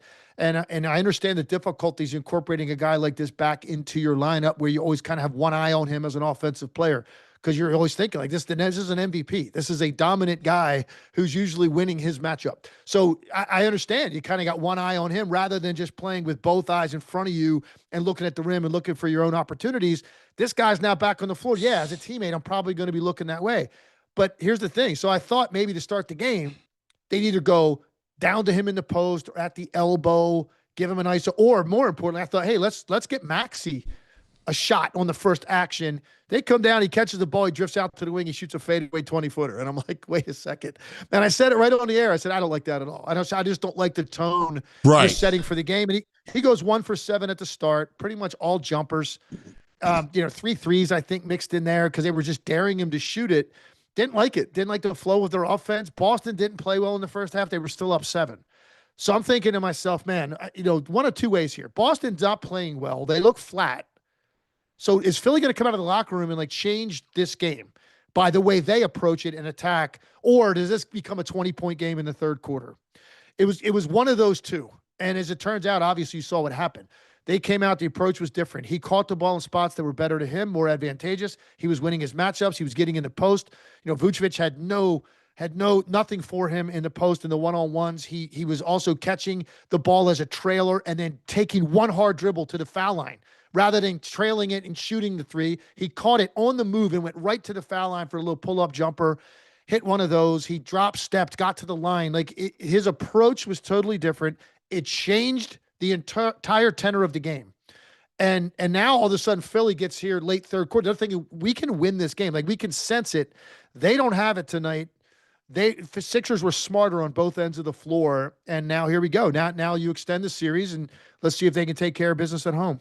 Yeah, it was interesting because Embiid said that Nurse wanted them to get up as many threes as possible early, which I'll be honest with you. If I'm Boston, I go ahead, you guys shoot it. What I'm afraid of is if I'm not making threes, I'm afraid of Embiid and then the Maxey transition stuff because I'm going to get in penalty, I'm going to get in foul trouble, right? They're going to shoot free throws. And if I'm not making threes, that's a bad matchup. So I thought it was interesting that Nurse tried to do that early, and then I like the fact that they settled in. And to your point, he got that kind of position, those kinds of looks on the floor. Well, and I think Nick Nurse clearly he watched Game 4 and he thought that some of his guys were not processing what was in front of them to take a shot. I always say shooting a basketball is an anticipatory act.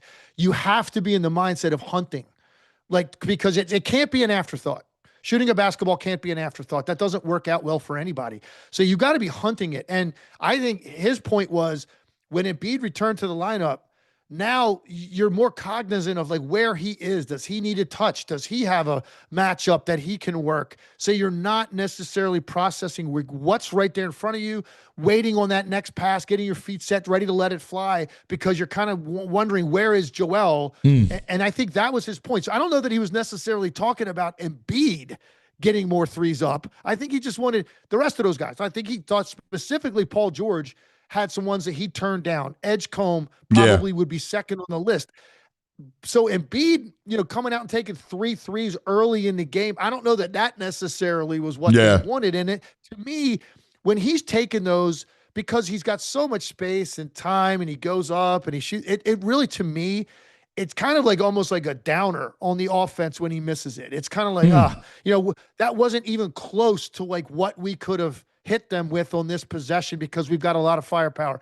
So when they settled in the second half and he started getting some touches in the post, he started winning, catching the ball 15 feet. And that's his bread and butter sweet spot, turn face. Yeah. What are you going to do with that? Because you can shoot over the top of anybody, or I thought in the second half when he started to take a couple of power dribbles toward the middle, the one time he came to a big jump stop, then he stepped through, went up, missed it, got his own putback.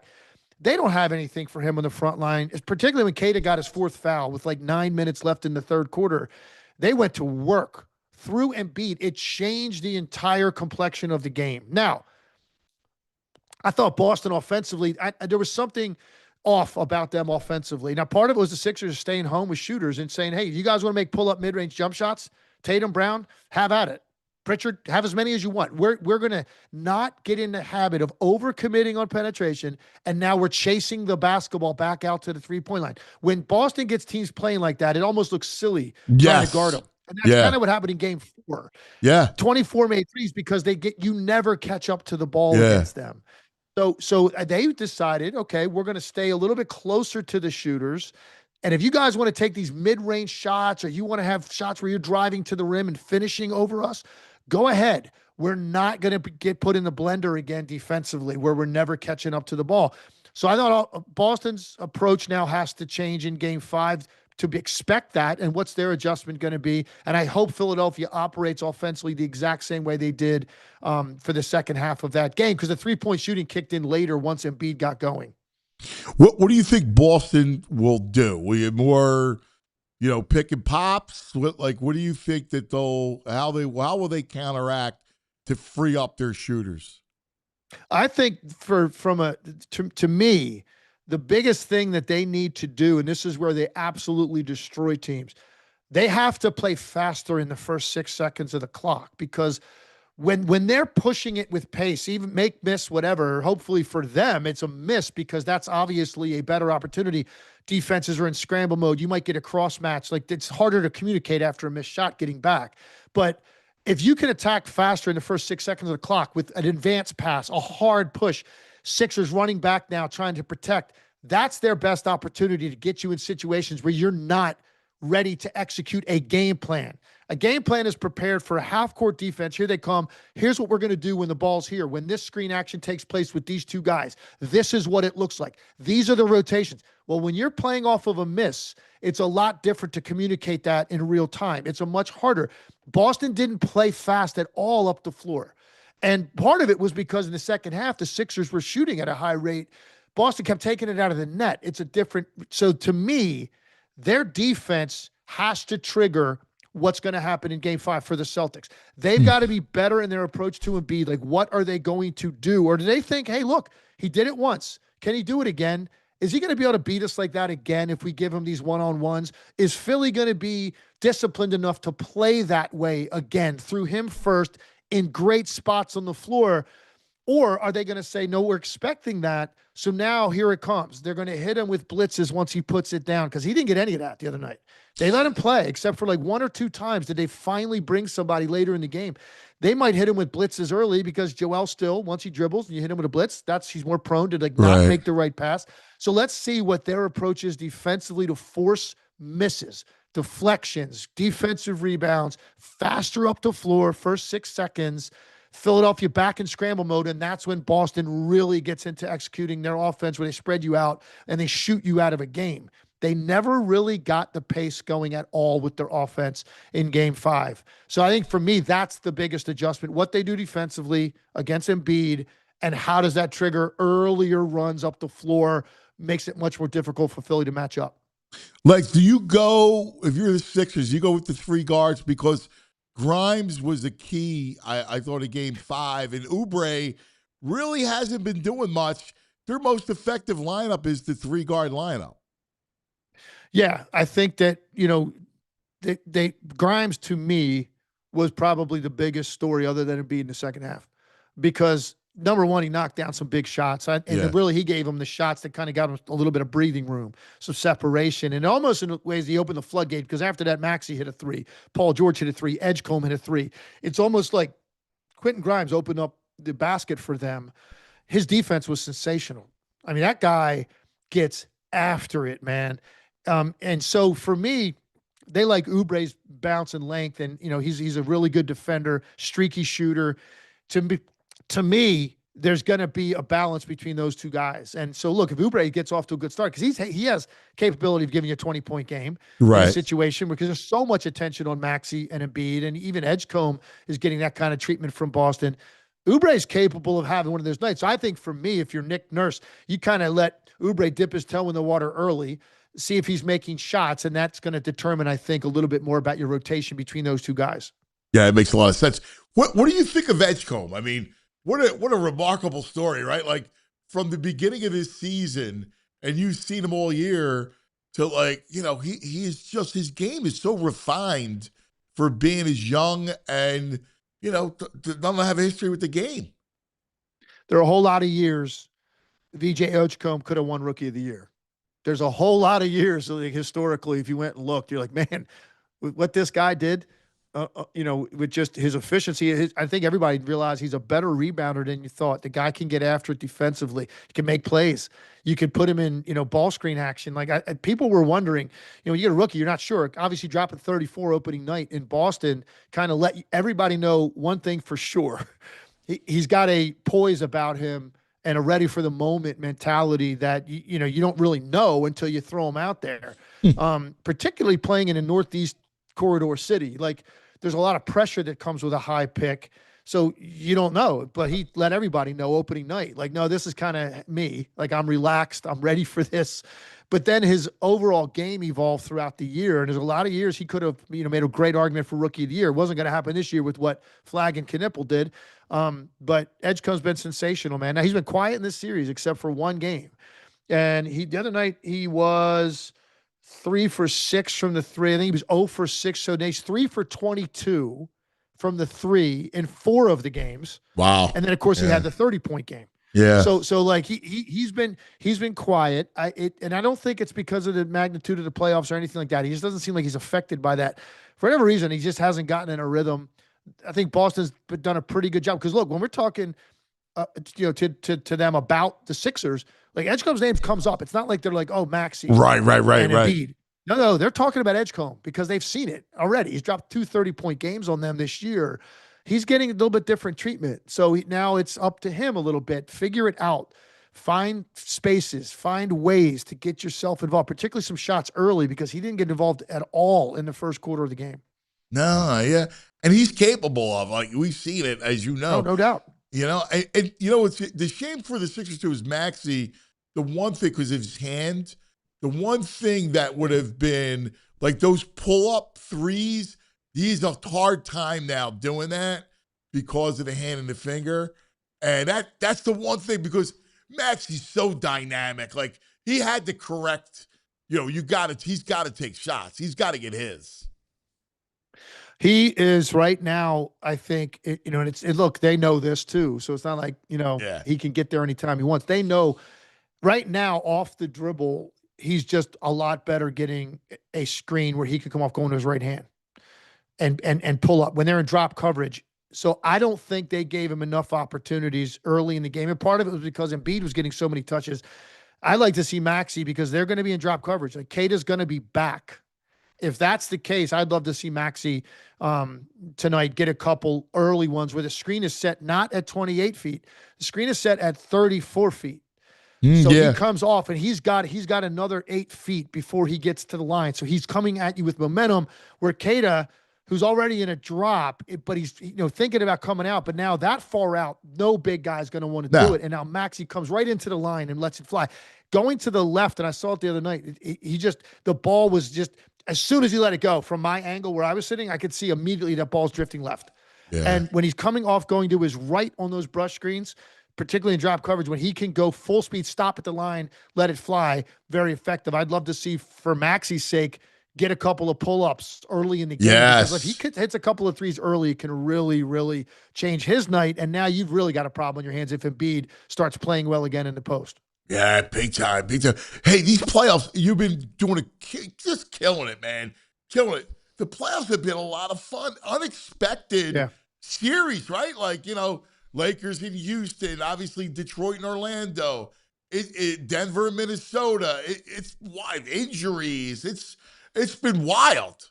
You enjoying it? Two teams so far have done exactly what they needed to and what you expected, right? and it's Yeah. OKC and San Antonio, the two Yeah. best teams in the league, right? Yeah. So they Yeah. go 8-1 in their 2 series, and look, Phoenix had a great year, but OKC's a buzzsaw right now, and then San Antonio, Portland's a really good team. Like I Yeah. really like a lot of qualities about their team.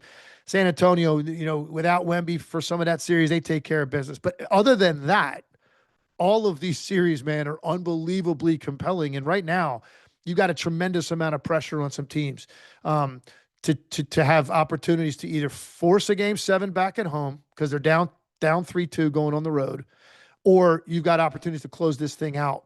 And you need to get it done in your one opportunity at home where you got to go back on the road. So this is really interesting. What's about to happen tonight is really an impactful night. Obviously, you're going to get Knicks, trying to get it done on the road, or else you got a game 7 in the Garden against this young Hawks team that's really fun to watch. Yeah. Then you got obviously Sixers Celtics. Can Philly do the same thing? Can they force a game 7? You got Denver. Down 3-1, they get the win to go 3-2, but like this isn't a normal down 3-1 situation because Minnesota's missing Anthony Edwards and Dante DiVincenzo. So Denver has to think now they can go on the road and get a win. Yeah. Even though Minnesota's bottled them up at home, but they got to force a game 7 at home. You just got some really, really fascinating series. Lakers last night, they blow an opportunity at home to get it over with. Now they got to go back on the road. We don't know when they're going to see Durant. Like this is incredible. This has been one of the more interesting and probably unexpected first rounds. It's just in terms of how it's gone night to night that I've seen in a long time. Hey, is the camp back? Oh yeah, you know it, buddy. Camp is back, man. TimLeglerBasketballCamp.com. Check it out. We're down here first week of August, man, at down in Sewell, New Jersey. 20th year, man. We got to do a big 20-year special celebration. 20th year anniversary celebration, man. Yeah, it's hard to believe. I've been doing that camp for 20 years. So proud of it, though. Can't wait. It's my favorite week of the summer. I made it I said it's mandatory for my squad. My 7th and 8th graders, it's mandatory that they go to your camp. Well, you know it, brother. We love it. 7.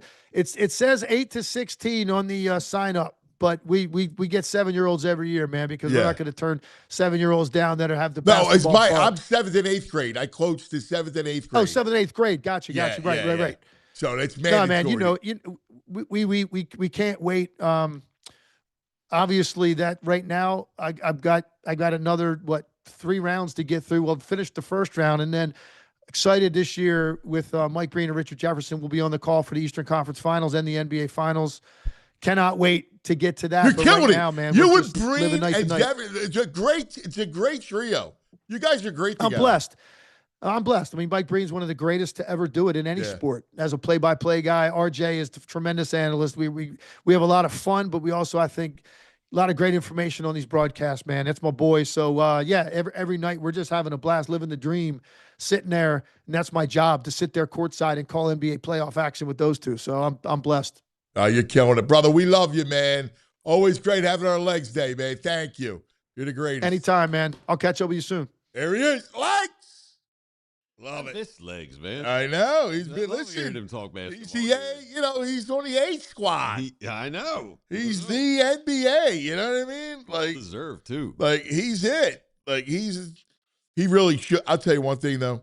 Yeah. He should be a coach, man. Yes. We and I have been going back and forth forever, right, about this. How in the world was Sal? Right. I still makes no sense. I still can't believe he wanted the job. He wanted that job. I don't even understand in the thought process what would be the knock. What's a con of having less? I just don't understand that. I just don't get it. It's crazy. All right, we got to take a quick TO, talk about our friends. And then we'll come back, and then we got lots to get to. I'm hoping. Talk is in, I will see. He's in I keep checking my phone because he's in a meeting. I like it. Coaches meeting. Yeah. They have a coaches meeting. Now, I don't know how long it's going to take. And if he's out in time and we're still on, he'll come on. So I'm just waiting to find out when he gets out. But first, let's take a quick TO, talk about our friends. All right, folks, it's Financial Literacy Month, and I've got something that's going to help you off the field. Teaching your kids how to handle money, so important. And if you're a TrueMark Credit Union member, you've got a fantastic opportunity to help your kids and teens learn to earn, save, and spend wisely with a free Greenlight account.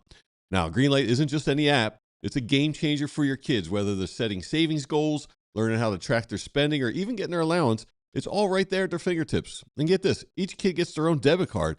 That's right. They can make their own purchases, learn how to budget, and build real-world money skills while you stay in control from your phone. You get peace of mind. They get the chance to make smart, responsible choices with their money. So if you're looking for a way to teach your kids some financial plays this Financial Literacy Month, we can't recommend this enough. It's like training for life's biggest game. So head over to TrueMark.com Greenlight, get all the details and sign up today, and don't miss a chance to set your kids up for financial success. TrueMark Credit Union is federally insured by the NCUA and is an equal opportunity lender, NMLS 40493.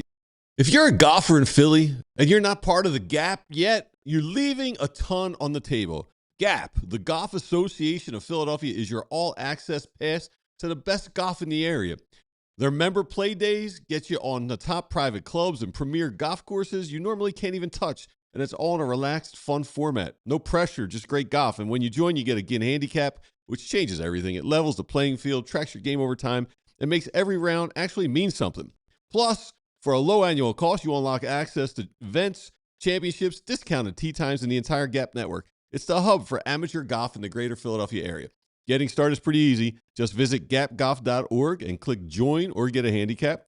You can sign up for the online USGA GAP Club for just $55 and get instant access to your membership and get a handicap, or you can host your own handicap through a local public or private golf course that offers GAP. Once you're in, you're in. Events, exclusive courses, all of it. Go to gapgolf.org and get started today. All right. So we got plenty of stuff to get to. It was great hanging with Legs. Yeah.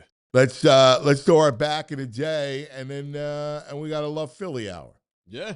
I know our man Fit Dad's going to be hanging. Yeah, he's arriving as we speak. Oh, good. Well, if the Fit Dad, hang out with him, and then I'm hoping our boy gets free. The man of the hour. Oh. I just gotta, when you're doing this, right? Well, let's go back in the day, then we'll talk about it because that's with the Flyers Kane series. But let's go back in the day, Jules. What do we got? We're gonna go back to 2014. Okay. This week, 2014, Jimmy Rollins and Chase Utley played their 1,090th game together. And that is the most for any active shortstop, second base combo in Major League Baseball. Wow, really? Yeah. Those days, man. I saw the picture. I was like, when you see those two, what do you see? I see the parade, man. Yeah. But I see two homegrown guys. Oh, yeah. Right? Homegrown studs. Right? Yeah. And what do I see? Homegrown. Like homegrown borderline Hall of Fame players. Right. And that was it. Yeah. Throw Peace in there. Yeah. Chooch was homegrown. Yeah, I'm thinking. I was like Hamels. Homegrown. Yeah. Shane was Rule 5, right? Shane was a Rule 5. Or trade. Burrow was there. Yeah. He was also homegrown. Yeah. I know you hate his game, but he was a very productive MLB player. I don't hate his game. I just go, whatever. I mean. The guy gave you 25 bombs every year. Okay. All right. I mean. Yeah, we'd kill for a bat brawl right now. Yeah. I mean, what? Right-handed I mean, 25 bombs? You're right. You're right. I don't know. All I know is, dude. All I know is they need players. They need. Yeah. They're gonna, we got a doubleheader today, right? Yeah. Is it a day night? Yeah, it's 12:35 and then 5 o'clock, I think. And I like the 5 o'clock though. I like the fact that it's pre-Sixers game. We got a sports all day. It's a long day. I know it's a great day of sports. We got Sanchez. I think he's going to pitch well today. What am I going to say, man? Donnie baseball. Right now, everything's rolling. Luzardo looked the best he's looked. I don't know. Maybe they needed some change. Yeah, I agree can't say with that you. after one game, but I'm just saying. Yeah, I expect Luzardo to pitch well. Yeah, and he's had good. I need Sanchez though. Sanchez gave up 10 hits his last game. He's given up almost 40 in his last 3 or 4 games. Yeah, but he gave up 10 hits. Actually, it might have been 11. It was tough. All right. Time for our Love Philly. Our Love Philly hour. Love Philly. I love our Love Philly opening. It's great. It's great. It's a work in progress, not complete. I think you did a great job. Oh. Yeah, we got one coming. It'll be complete today. Okay. Oh, good. I look forward to When it. I watch the Phils. Well, I like it, man. But you're not going to go to the bar today? Not today. Do Jaeger I shots? mean, if someone knocks, I don't know. If I get a text from the right Somebody people, knocks on the door. I get the right text, I'll probably be out. That was the best. When I would knock on the door, I hear the basketball coming up from down the street, and I would knock on his door. Yeah. Oh! I mean, if it's going to be mid-60s, someone says, hey, you want to go watch the Phils at South Street Beer Garden? Maybe I'll go. Who knows? It's a beautiful day. I like it. All right, we got it? All right, let's do a little Love Philly and then settle in.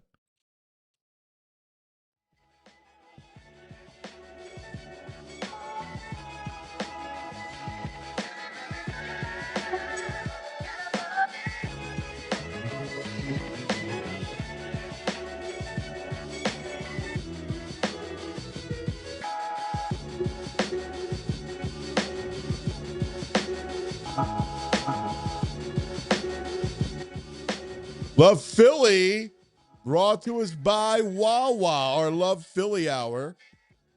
We love Wawa. Brought to us by Wawa. Thank you, Wawa. Where we go as we hang out.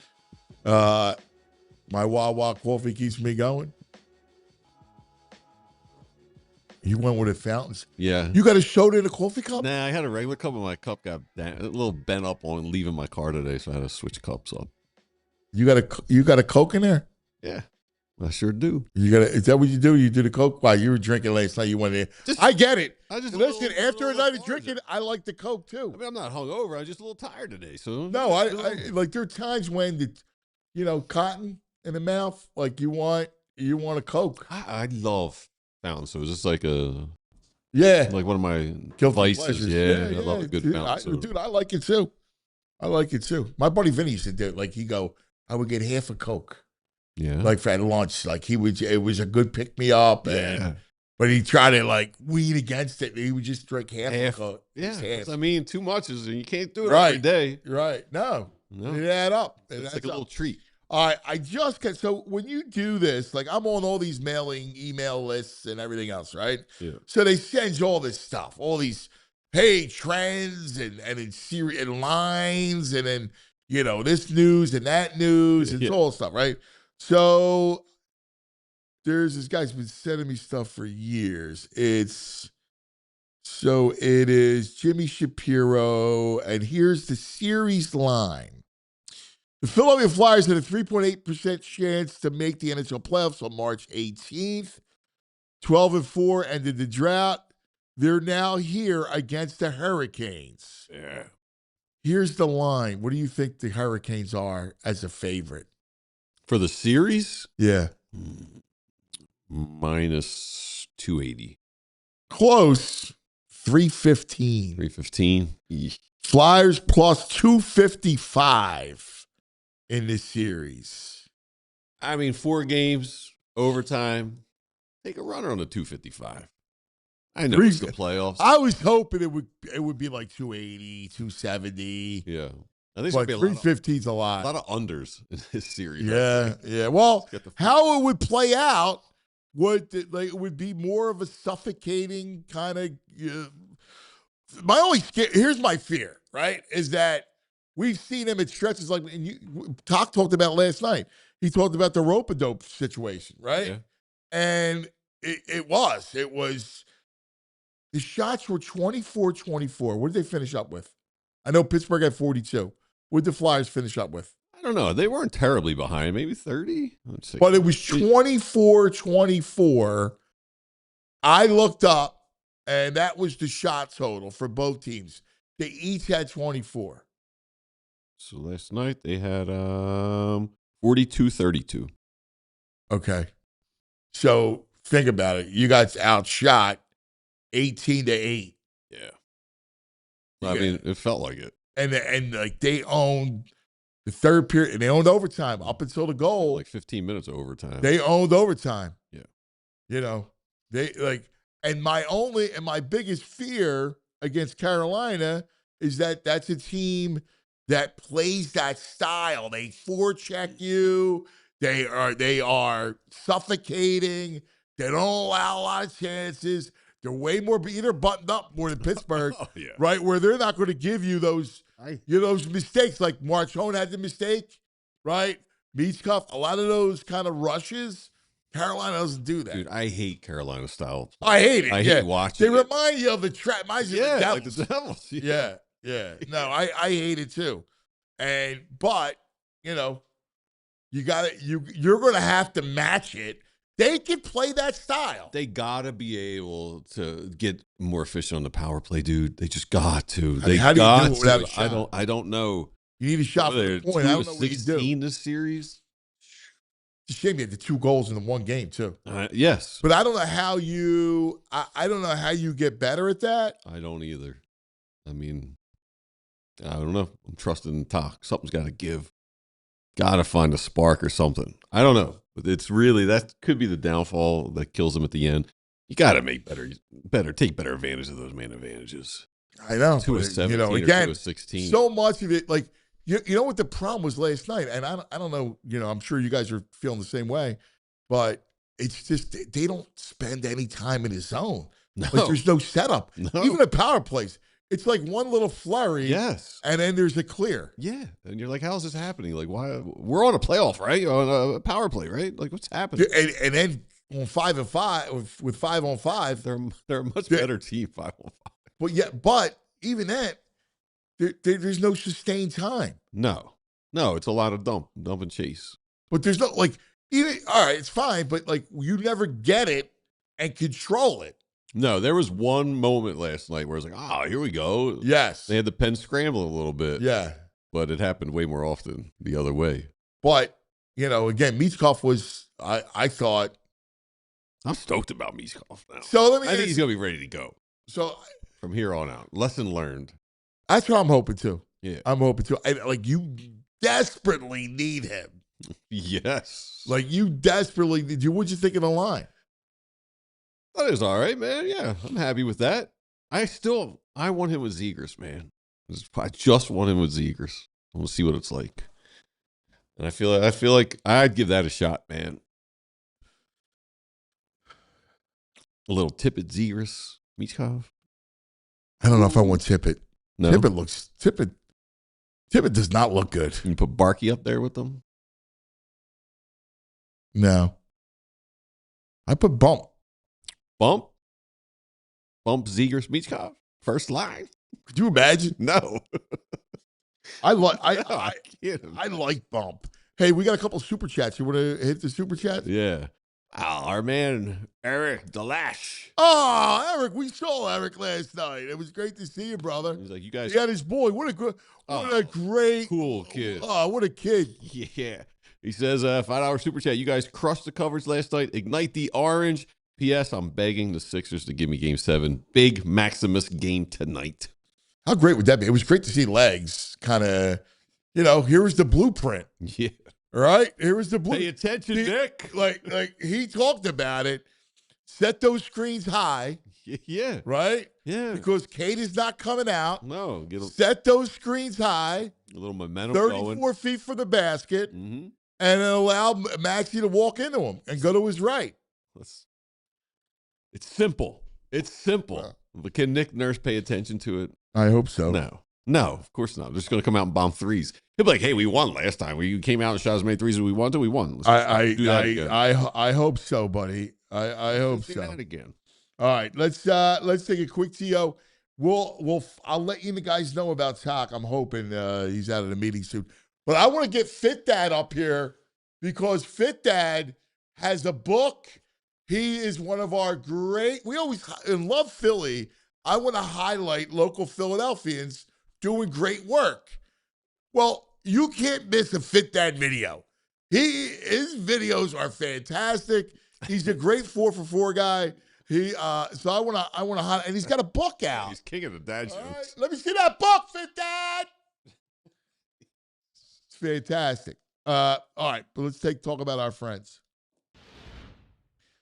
Let's talk about the BetPark Sportsbook online casino app. Yes, so Sixers tonight. Skinny number 6. That's the Sixers line. So what are we thinking? I'm thinking, let's go Maxey. Right? I think Edgecomb has a game tonight, too. I think it's true. He's been quiet. I could see VJ having a big game tonight. I could see him shooting the ball well. So I would look at that as well. You can check it out. I think Sanchez has a good game today, and he bounces back. So, maybe do a little Philly Sixers today right there on the BetPark Sportsbook online casino app. Check it out. There's always another way to win. New customers get up to $1,000 casino bonus back if you're down the first 24 hours, plus 250 spins on the hot slot game, Sweetest Collectum. You got to be 21. BetParks.com has all the details. You got to be in PA, New Jersey, Michigan, Maryland. If you have a gambling problem, please call 1-800-GAMBLER. Now, as my man Eric, let's talk about our friends at Xfinity. The Xfinity 5-year price guarantee is on. What if you could have reliable and intelligent Wi-Fi? And what if you could keep it the same price for 5 years? That's the Xfinity 5-year price guarantee. Imagine Wi-Fi that makes everything in your home work together, that finds and fixes problems before you even notice them, like super intelligent Wi-Fi with a 6th sense. Lets you stream the game even when the whole family's online playing video games. All your devices work in perfect harmony. 5 whole years. The best part, no annual contracts, no hidden fees. Xfinity's best equipment included. Take it from me, a lot changes in 5 years. Championships are won. Records are broken. Kids grow bigger than you, but your Wi-Fi should stay reliable, and the price should stay put. That's it. That's Xfinity, right? Learn more, Xfinity.com. Xfinity. Imagine that. Select plans only. Restrictions apply. All right, buddy. We got another super chat. Oh, nice. Scott How Galupo, about this? How about you? I'm going to $4.99. move over to the corners. We'll run corners offense, and we bring Fit that in. What do we got, buddy? Scott Galupo driving up from D.C. tonight to bring home a W. Wish you guys were making another appearance down there. That's our next one. Yeah. Yep. I saw also talking about people who do good things in town. I was at the bar watching a game with our man Sean from Hobbs Hot Sauce, the local guys. Oh, yeah. He was terrific. Yeah, him and his cousin do the Hobbs Sauce. Yeah. Great I stuff. love the Hobbs. Yeah, so he was They at the were house terrific. last night. They were really good, man. Yeah, I love that stuff. They were great. All right. Now let me move over and make room. We go to the corners offense when we have a third man in, as though I can mix my metaphors. Because Love Philly and the hour is always about highlighting Philadelphia people, places, and things. And all of our people that do different things, right? That achieve, that we're proud of, that deserve some accolades. So one of the great follows on social media is our friend Fit Dad. Now, we know Fit Dad. He's a part of the show. He's family with us. But it should not be lost that he is awesome at what he does. He's highly entertaining, funny, right? He makes great videos. You can't get enough of him. And he's got a new book, all right? Because he's a funny guy. He has dad and you know how I feel about that. He's dad. He's our buddy, Fit Dad. Dave, good morning. What's up, Dad? Going What's on? up, buddy? Finally made it in. I'm so happy, man. Dude, it's so good to see you, brother. So I'm like looking at the chat. I know. I'm like, I'm not in there anymore. You know? Super chat from Fit Dad. It's great. What'd you think last night? Tell us about how you spent the game last night. So it's funny. I didn't start watching the Flyers again until about a month and a half ago. And honestly, the last time I had watched them before that was probably about 10 years ago. Wow. Yeah. And it's never been like one of my favorite sports. Not even a favorite sport. It's never one. I never thought of it. But watching it last night, I felt like I was watching an Eagles game. Like if I was screaming at the TV, I'm yelling I'm like, get the puck out of your zone. Like constantly. I'm like, I'm waiting for Konechny to wake up. I'm like, come Yes! on, man, like, dude, like I Yes! hear you guys talking about it all the time, and I'm like, I'm watching the last 2 games, and I'm like, is this dude asleep? I'm like, honestly, I'm like, there's just some mistakes they made, but it was so fun. Why that picture of them up against the glass? Oh man, it's so great. Banging, it's like burned in my brain now. I feel like that's if they continue to go on it and have success in the playoffs past this second round, I feel like that's going to be like a staple in what people remember out of this round. You know what? You know what's awesome about it, it's overtime hockey, right? Mhm. Which is, the game can end at any time, and it's like you got your heart in your throat. Every rush up, and the way that like Pittsburgh dominated overtime, right? So you're like, oh my God, it's just in your mind, you think it's just a matter of time. You got to get. That's what I was thinking right? the whole time. The whole time. You're just waiting, waiting. I mean, the shots were goals, lose. but they kept getting. It was almost like watching the Sixers game. They just kept getting the rebound over and over again. They kept getting and Vladar, the man is like, he's solid. Like, just give him a contract now, honestly. Just like sign that dude for a new contract right now, because the way he stood on 10 toes on that ice and was like, I'm not letting anything get past me, was unreal. It was unreal. It was my favorite part of watching it, past like obviously the winning goal, but just watching him come down. I mean, he had 1-on-1s. Yes, he had pucks that were in the corner. He had to stick his leg out to. I mean, it was unreal. It was so much fun watching it. When you think about it, what the goalie has meant to this franchise, Mm-hmm. right? Like, curse on the goalie. Lack of. And then what happened on September 25th of 2025 of this season, going into the season, Bernie passes. Yep.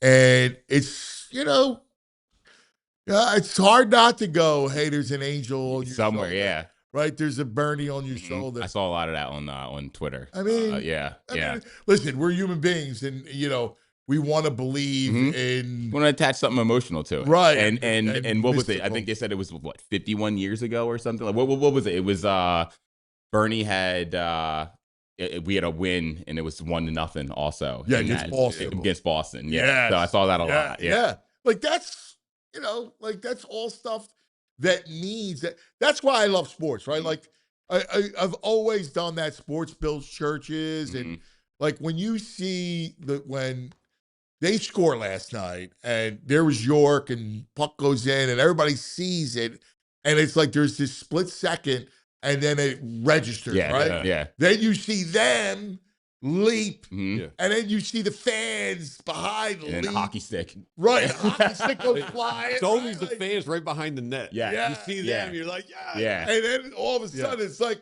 all around. Yeah. Well, it was funny when I saw it, when I saw Tockett's reaction, I was like, dude, good for that guy. Seriously, like if he's not in the conversation for coach of the year, it's just not right, honestly. Like the way he's coached this team the last few months to be where they are, 3.8% chance to make the playoffs. Yeah. And they're going into the second round after they just beat Pittsburgh. Yes. Come on, man. I mean, that's But incredible. we've missed it for so long. We've had one series, right? And we've already, how many moments we got? We got the 5 guys in the box celebrating. That was a great one. We got last night them celebrating, Yep. banging on the glass. We got a stick throw. Stick in. throw. That's Yeah. just one series we've Yep. had so far. Mhm. Let's Yeah, go. when you think about that, It's that's a lot of truth, moments man. from one series. Martone lighting it up in what was it, game 1? Martone. Yeah. Guy Get his coming out hair of nowhere. pulled. Yeah. Yeah. Yeah. Series. Yeah, it was. That's the thing about, there's something about these series that are awesome because Well, you're seeing the same people over and over. Yeah. again. It's like, you know what I mean? Like You hate them. Exactly. You're Rust. building up this like Right. hatred towards them. Yeah. But it's still fun seeing them afterwards. Even like, you see Crosby and Malkin, as much as we can't stand them, like they're still Handshakes. shaking their hands and Yeah. like go on, keep doing it. You know what I mean? I love seeing it. yeah, it's one of the great traditions, right? Like one of the great traditions of all time is that like you got handshakes. Yep. And it even goes into the line of handshakes tonight, close out, handshakes. It's cool, man. There's love like it. there's something this cool about it. But I love the way the town just there's a joy, there's life, we're alive during these stuff. I agree. Well, it's funny. I just saw a video. I was watching it when I was sitting waiting to come in. This kid from Boston, and he was basically just singing the praises of Philly sports fans. And he said, "I wish that we had the kind of fandom. And he goes, obviously, like we have the championships and everything to like back it up. But he goes, I think that's what's kind of made us soft a little bit. He said when they showed the Phillies players on the Jumbotron at the Flyers game, Hey, they booed them. He goes, I wish we had that. and he's effing this and effing that. And he's like, and I hate their fan base, but he goes, I wish we could be a little bit like that sometimes. And he was like, we're too busy playing Sweet Caroline instead of like booing our teams when they're not performing. And I'm cracking up watching this video, and he's dead serious. I'm thinking he's like he's doing like a parody, Right. and he's dead serious about it. He goes, I wish we could just have-" Yeah, he's dead serious. Yeah. Well, was that an incredible moment? Like, they show the Phillies, and like, And they just booed them with a high hell, man. Like a Oh my hateful boo. It's like busting your chops. Yes, that's exactly what it was. Yeah. Almost like a reminder, like we're still here. We're still waiting for you to do what you're supposed to. Yeah, right. You're lucky this is happening right now. Yes. You're lucky the Flyers are going on a run. Exactly. We're distracted right now. Sixers might be going to a game 7 if they can win tonight. Yeah. Like, dude, like there's a lot that's going on in the city that's distracting from how bad the Phillies are playing right now. Yeah, it seemed like the players kind of knew that they were getting their stones broken. Absolutely, yes. They do. They took it in jest. Yeah. all right, Cock is swamped. Good. I mean, It's a good thing. I'm glad he's not joining us, but He's going to come on tomorrow.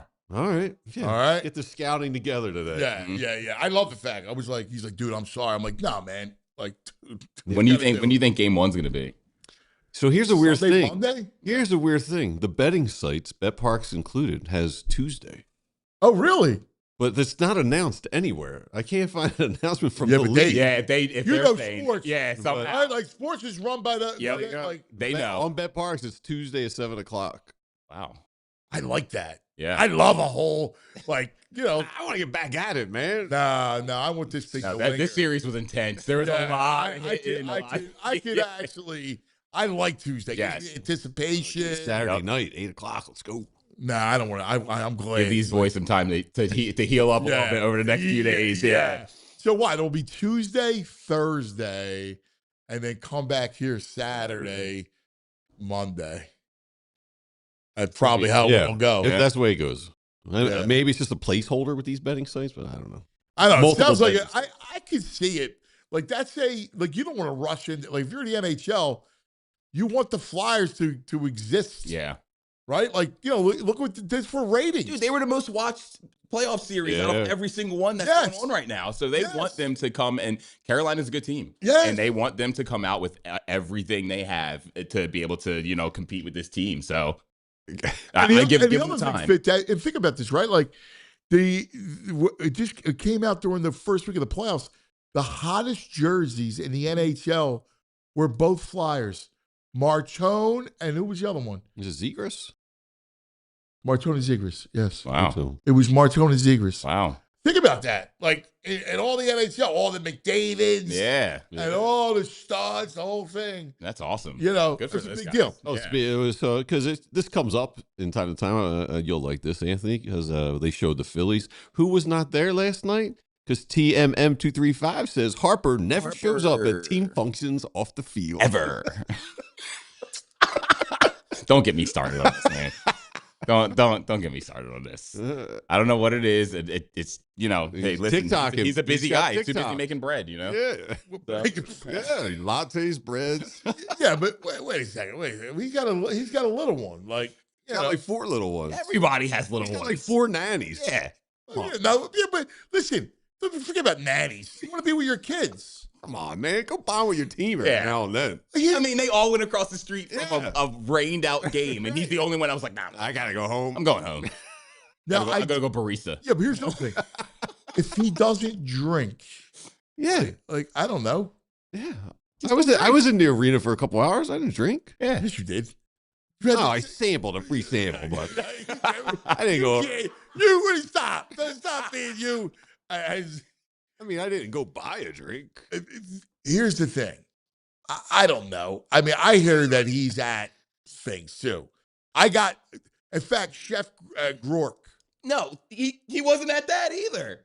Are you sure? He wasn't at that I either. thought there was a Chef Grork event that he was at. He was not at that. Eddie He's Wright. done a couple of them. Eddie Wright says he's too busy baking slop or a batch of gluten-free wheatgrass muffins. Black Gritty, he couldn't walk across the street. He had the night off. He's supposed to be at work. It's Like, weird. literally, it's across the It's street. weird. Yeah. I don't love know. Bryce. Yeah, I man. can't You even guys- bust his balls because he's the only one that's hitting right now consistently. I mean, Yeah. I don't, we hate on Yeah, Bryce. yeah, it's- This line of blows, and you're picking on Harper. I go, what's wrong with you He's the guys? only one hitting consistently, even though I bust his balls every chance that I get, and he's the only one performing consistently right now. He's- So He was Great probably in the player. cage working on stuff last yeah, night. What's wrong? But you know what? Kobe was like that. Yeah. Kobe was it was a great story about, and I remember Kobe telling me this. Kobe told me the story years ago when I was out there doing an interview with him, and Iverson was in town, and they went out to dinner, and then they dropped Kobe off, and he goes, AI goes, like, what are you doing? He goes, I'm going to go back and work. I got to get shots up. And he goes, what are you doing? He goes, I'm going out.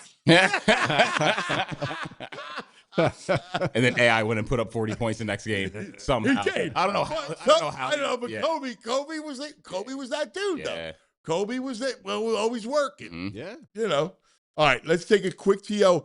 We got to get the Sixers fit, Dad, and then I want to highlight your career and your videos and your new book and what you're doing. All right, because part of the Love Philly Hour is to highlight our own. And really, you know, 'cause we're proud of you. Cool. Appreciate that. All right. Yeah. So, but we'll do Sixers, and then we'll do you first. Let's take a quick TO. And now I feel bad, like with Tockett. Like, I don't want to be like a nudge. You know what I mean? Come on, man. Like, I texted him It's not twice nudge. today, and I was like, yo, you want to come on? And he's like, dude, I goes, I got a meeting at 10. Let me ask, before we go to break, I just want to ask you guys, because now I'm feeling weird, right? Because I hate being, the one thing I never want to be is a pest. Like, I don't want to be that dude where they go, oh. Another text from this guy. Right. I don't want to be that guy. I get that. And part of doing this gig, like, you got to get, you know. You gotta get yeses. You gotta get, you like it's. I got to get people on, Yeah. right? Like, I got to get them on. I got to do it, right? So, anyway, I texted him this morning. I texted him last night. We were like, oh, dude, way to go, blah, blah. I just want you, dude, come on if you got a chance, if you got a minute. He goes, I got a meeting at 10, coach's meeting at 10. I said, all right. He goes, are you good after? I go, 11:15. So then I just hit him up and I went, bro, I'm on till 12 if you got a minute. And then he wrote back, dude, I'm sorry. Blah, blah, blah. That's not, I'm good, right? You're good. Closed mouths don't get fed, man. That's the one thing I learned, especially in this business. You know what I mean? I know, but I'm that's not pestering. that's my worst trait is I hate You're good. No. stepping it. Like, It's like, we've been pretty supportive of well, no, talking over the months. I do that You know? because I'm true to my beliefs. Of course, yeah. I Like, know. not because I don't know. I'm not saying you're come doing on, it so come you on. can- I don't but know. I'm saying, hey. I mean, listen, it's not about that. I don't find that to be pestering at all. Yeah, I don't it's think not so. even- I just want to make sure because the last thing I ever want to do is that. Yeah. All right. Let's take a quick TO. We'll come right back, and then Sixers, and then get to know Fit Dad a little bit. All right, right here on Love Philly. All right, folks, it's Financial Literacy Month, and I've got something that's going to help you off the field. Teaching your kids how to handle money, so important. And if you're a TrueMark Credit Union member, you've got a fantastic opportunity to help your kids and teens learn to earn, save, and spend wisely with a free Greenlight account. Now, Greenlight isn't just any app. It's a game changer for your kids, whether they're setting savings goals, learning how to track their spending, or even getting their allowance. It's all right there at their fingertips. And get this, each kid gets their own debit card. That's right. They can make their own purchases, learn how to budget, and build real-world money skills while you stay in control from your phone. You get peace of mind. They get the chance to make smart, responsible choices with their money. So if you're looking for a way to teach your kids some financial plays this Financial Literacy Month, we can't recommend this enough. It's like training for life's biggest game. So head over to TrueMark.com Greenlight, get all the details and sign up today, and don't miss a chance to set your kids up for financial success. TrueMark Credit Union is federally insured by the NCUA and is an equal opportunity lender. NMLS 404938. If you're a golfer in Philly and you're not part of the GAP yet, you're leaving a ton on the table. GAP, the Golf Association of Philadelphia, is your all-access pass to the best golf in the area. Their member play days get you on the top private clubs and premier golf courses you normally can't even touch. And it's all in a relaxed, fun format. No pressure, just great golf. And when you join, you get a GIN handicap, which changes everything. It levels the playing field, tracks your game over time, and makes every round actually mean something. Plus, for a low annual cost, you unlock access to events, championships, discounted tee times in the entire Gap network. It's the hub for amateur golf in the greater Philadelphia area. Getting started is pretty easy. Just visit gapgolf.org and click join or get a handicap. You can sign up for the online USGA Gap Club for just $55 and get instant access to your membership and get a handicap, or you can host your own handicap through a local public or private golf course that offers Gap. Once you're in, you're in. Events, exclusive courses, all of it. Go to gapgolf.org and get started today. All right, here we go, guys. This is the booing.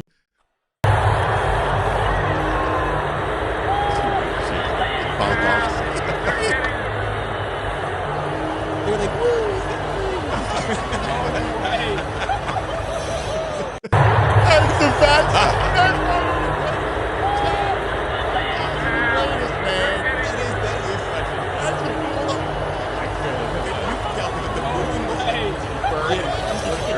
That's like that hatred boo. This was more of like a we still see you. We know Yeah, you're here. motherfucker. Yeah. Like a golf clap. It's like a golf boo. Yeah. One game doesn't mean you're off the hook. You know, it's funny because the Phillies are like, let's go Flyers. Yeah. But they're interviewing them in mid game, and I think it's JT that they were interviewing, and they're like, it kind of reminds you of Red October, and I'm like, no, they made it past the first round, so you know, it's not really exactly like Red October, but I get what you're saying. Ignite the orange in the Red October. No. Don't you taint that, all right? Classic. Linda's saying leave Bryce alone. She'd rather spend time with her family too. There you go, Lynn. All How are right. you, Lynn? Bryce Yeah. is, I'm a Bryce guy. Fit Dad, we got another game tonight. All right, like this is awesome. You know, going back and forth. So here's the deal. I'm curious to see what you think. So this Sixer team, they have kicked me in the freaking balls So many times. a million times. So many times. I mean, I hate to be graphic, but I mean, It's true. it's just one after another, like to the point where I'm like, the other night when they were down 13, I was like, I'm done. Like, go, just be done. All right. Then they start playing. I'm like, they're gonna tease. They're gonna Like they always do. Right, Yep, right. Like they always do. And so I go, all right, tonight it's the freaking Celtics, right? Like we haven't beaten them since 1982, dude. I was a little boy, right? It was Andrew Toney, and I'm watching with wide eyes, right? Like, you know. I go, all right, this is the last time I'm going to take my emotional baggage with that team, pick it up, and put it down. Yep. And go in with a good attitude. Just watch that game and be positive. Right. Yep. Yeah, that's where I am. And the reason why I'm going to say they're going to win tonight, and I think they're not going to win outright. It's going to be like a 3-point win. I think it comes down to the bonus at the end of the game, free throws. The reason why I think they're going to win, and I said this when they won that game 2 days ago. If you saw game 2 that the Sixers won, they won because Boston's threes weren't dropping. If they were, they would have lost. Sixers would have lost. Yes. But I hate winning based off of what someone else Right. Game Yeah, three, totally game with three, you. Yeah. They get blown out because their threes are all Right. dropping. But the Sixers, and Tyrese also admitted it, they just weren't playing well. They weren't on their game. They were missing assignments. Game 4, Boston lost because we shut them down. They weren't, it was two things. Our defense kicked into high gear about 5 minutes and 30 seconds left in the fourth quarter. Agree. All of a sudden, they just woke up. What happened to Chris Grimes? Dude, I put a tweet out. Yes. Grimes, he's a crawl in my freaking you know where. And I will tweet and be like, this guy doesn't deserve to be in the NBA. And then I'll delete the tweet 2 seconds later because I'm just like, where does he come from with this defense that he was just like playing with? But they lost that game because their defense outmatched the Celtics offense, and we pestered them at the 3-point line. We forced them to put up shots. And I think we come into this game tonight and we end up not dominating it, but I think we play defense like that all the way throughout. And what's their biggest gripe that we've had with this team all year? Their third quarter. Their third quarter in the playoffs has actually not been bad. It's been about average. And Yes. that's the reason why they're continuing to stay in these games. Yes. I think they win this game by 2 or 3 points tonight, and we make it a game 7. Well, if it's a game 7, all bets are off. Yeah. Right. Yeah. Well, All listen, bets are off up there. because God. a game 7, how Boston wins, like we say, is they shoot the basketball. Yep. Right? What happens in a game 7? You want to get a little tight. Yeah, they're gonna exactly. flip a little bit. Right? Yeah. All of a sudden, the Pritchards and the what's his face, Hauser. Hauser. Shireman. Peyton Pritchard has one of the most punchable faces I've ever seen. I can't stand. Oh. If they let this kid go off, it's like watching. He's grinning up and down the dude, I know. I can't stand his face, man. But they will shut. They will. I'm not gonna. They're not gonna shut them down because Boston is too hard to do that. They have too many 3-point shooters that are just accurate. But if they can get in Derek White's head, Derek White has not been shooting well in this series at all. He hasn't been shooting well in a No. and his 3 points are not dropping. But if he starts warming up, I don't want that to happen. They need to stay in his grill. The whole night. To me, without Holiday on this team is very vulnerable for a first round loss, in my opinion. Holiday is the reason to me why they won the championship. Great defender. Great defender. Right. Yep. Also good with the basketball, Yes. right? Yep. Safe. Yeah. He protects the ball. Yeah. Without him, to me, this team is very vulnerable. I need Joel I agree with that. to go dominate Vucevic when he's out there because I've seen him do it before. He can't. The problem with it, but what did Joel do? Joel in this game said, "My ball's not dropping, my shot's not dropping. I'm gonna get down low and I'm just gonna do my thing. Yes. Get down there and do your thing, man. Seriously, you will out dominate. How many times has Shaq said about this guy? Yeah. If you just go in there and you like impose your will on these guys." You're gonna get fouled more times than anybody else in the league. Ever. Yes. Like just go in there and dominate these guys. Go in there, do it for game 6 and game 7. They're gonna be tight in game 7, and we're gonna come out and win the first round against Boston for the first time in like how many decades? Yes. So 40. I hate this team. I can't stand Hate them. 'em. I can't stand Hate to them. the worst. Yeah. Dude, I saw someone posted a video. It was a Boston writer. Pritchard driving, and he caught Embiid off balance, and Embiid fell Yeah, I back a saw little that, bit. yeah. And he's like, Pritchard, pound for pound, the strongest stop, player in the dude, stop NBA. it. It's like, the hell out of Get out of here. You're not even pound for pound in a nursery school, dude. Get out of here. Like this kid, he's so overinflated. But this whole Boston team is without the I know. without the 3-point shot, Oh. this team cannot exist. Honestly, like they don't drive. Jaylen Brown's the only one who ever drives. Yes. And the only time Tatum will drive is when he has an absolutely wide open basket. Yes. Otherwise, they're running, dishing out, and shooting. That's it. And when they're not falling, they're the most basic team in the NBA. Dude, you're so right. I You're get fired so up right. about You're this team. so- I can't stand Dude, like, this dude. think about it. Again, we haven't beaten them since 1982. The game 6 with Harden Mhm. was the worst of all the losses. Yep. Like Kawhi, what are you going to do, right? The doink, the quadruple doink, all right, whatever. I see, it's a dagger. The illnesses, the Simmonses, they were all annoying. But the one that they could have made a run. Yep. Was losing game 6. Yep. Because Tatum couldn't put the ball in the ocean, right? And then all of a sudden goes on this epic run. Right, the to last end the 3 minutes game. of the I mean, and if they make it past game 6 tonight, if Nick Nurse is smart, he annoys me as a coach sometime, but if he's smart, he goes back, he finds that tape, and he goes, "Don't let this happen again." Yes. That's it. Yes. You don't need to coach anything else. This does not happen again. I don't care if Yes. we're in Boston or we're here in Philly. This doesn't happen again. We do, and the fact that they got blown out too. Yes. That's the part that made me mad. It was almost like they just gave up towards the end of the game. I know. And then game 7 is an embarrassment. Oh, my Yeah. God. All right, real quick, I want to play a little game with you guys, all right?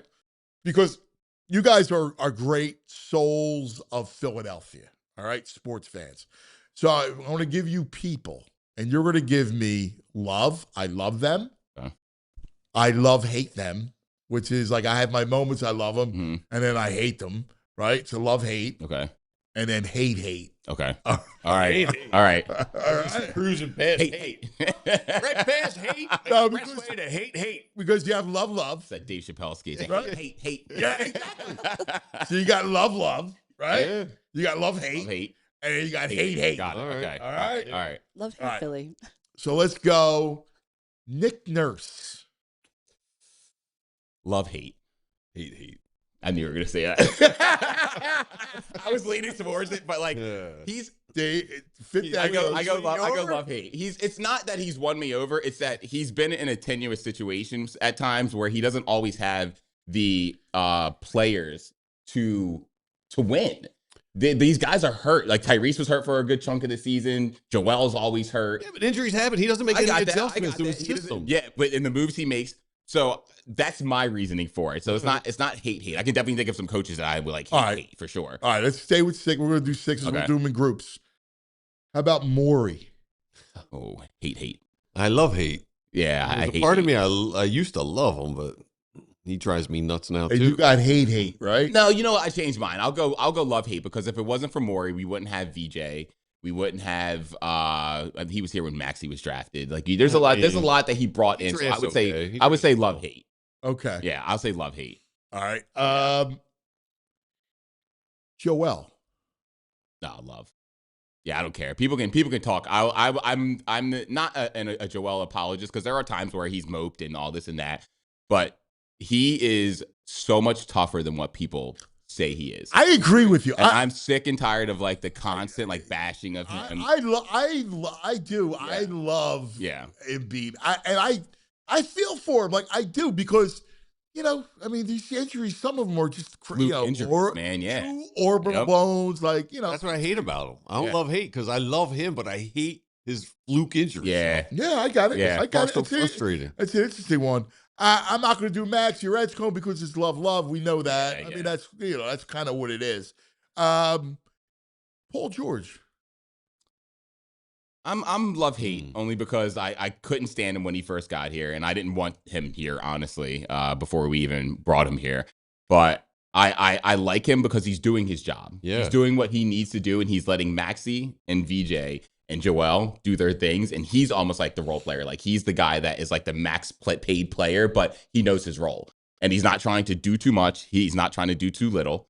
He lets them go play ball, and whenever they need him to be aggressive, he's aggressive.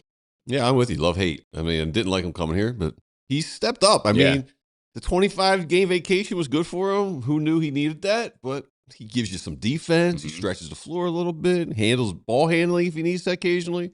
I think he could ask for more from him in the last 4 weeks. Yeah. I think he's been pretty good. Oubre. I'm a hate. I know you're a hate. I'm a love hate with him too because I'm starting to sweat. I never understood why you didn't like him so much, and now I'm starting to. I understand a little bit more watching him a little bit closer. He's frustrating to watch. And he could be a really, really good player, but he is just frustrating to watch sometimes. Just like basic principles, like he just doesn't get it. He doesn't do it. And like sometimes he'll just throw stuff up sometimes, and I'm like, I think he thinks that like they're gonna bail him out with some of this stuff. He's got no vision. None. He's got no vision. And he's got no basketball sense. Yeah. Court sense. You know what it is?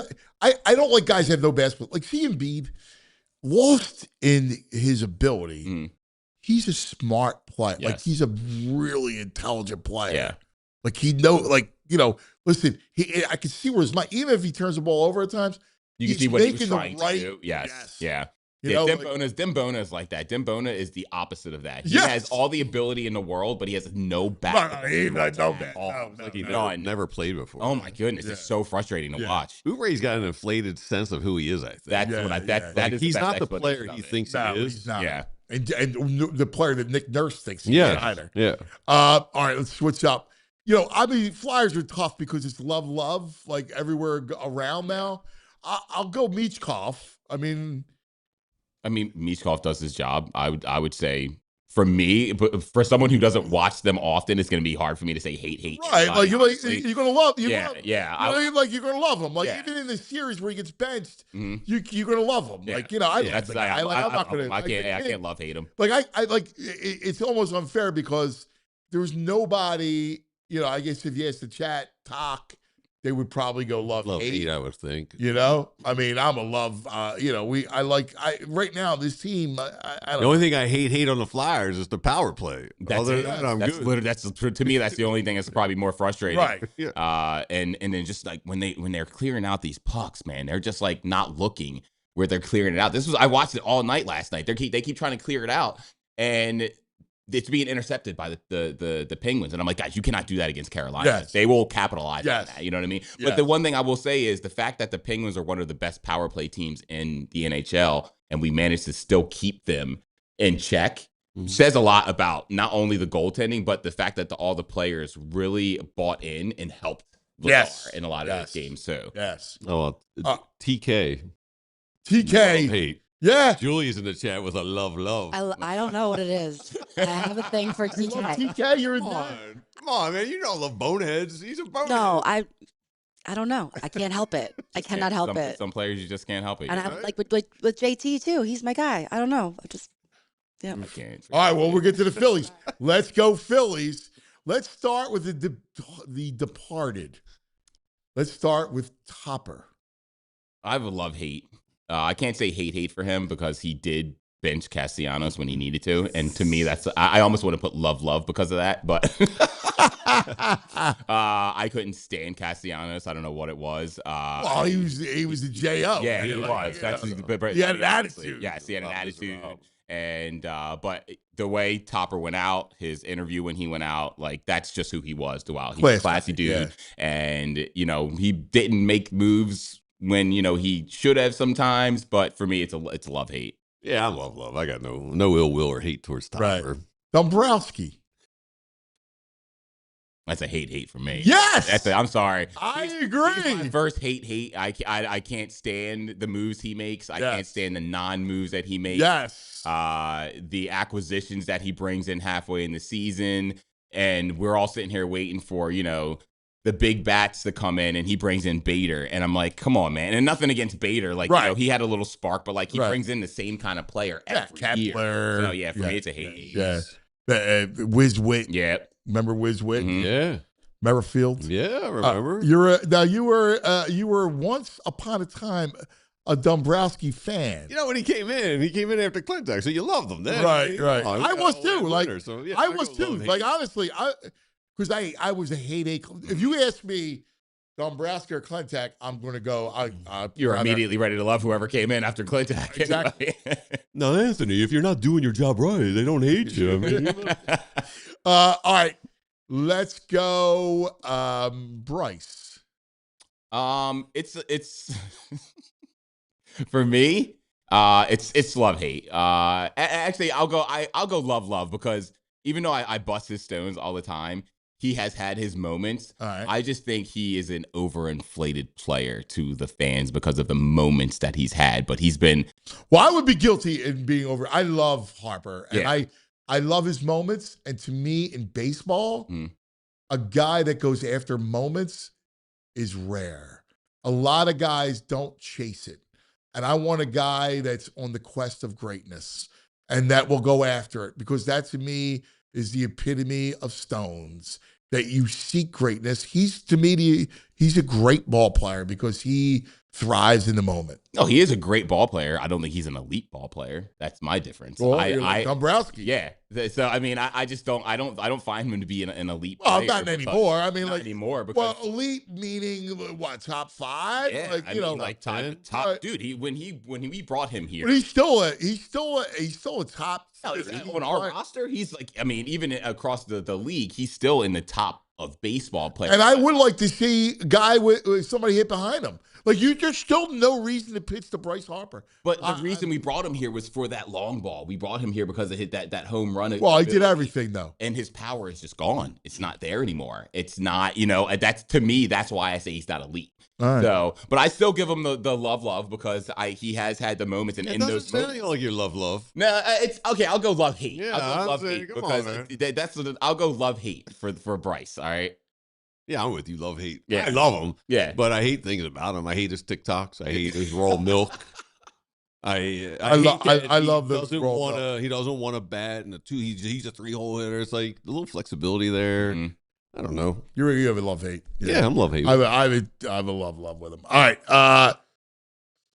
There's nothing to hate He about. missed his moment though. When they're asking him about Topper, he had his shot to be like, "Wow, this roster crease is not elite." I mean, he could have gave a little. Oh, you're right. A little dagger. That's a good point. Man, we're a good roster. We're not elite though. Nah, that's a great point. There's really nobody else that is polarizing on the Phillies. No. I mean, Bohm, you feel like, it's like picking, Yeah. picking on a kitten, right? Yes.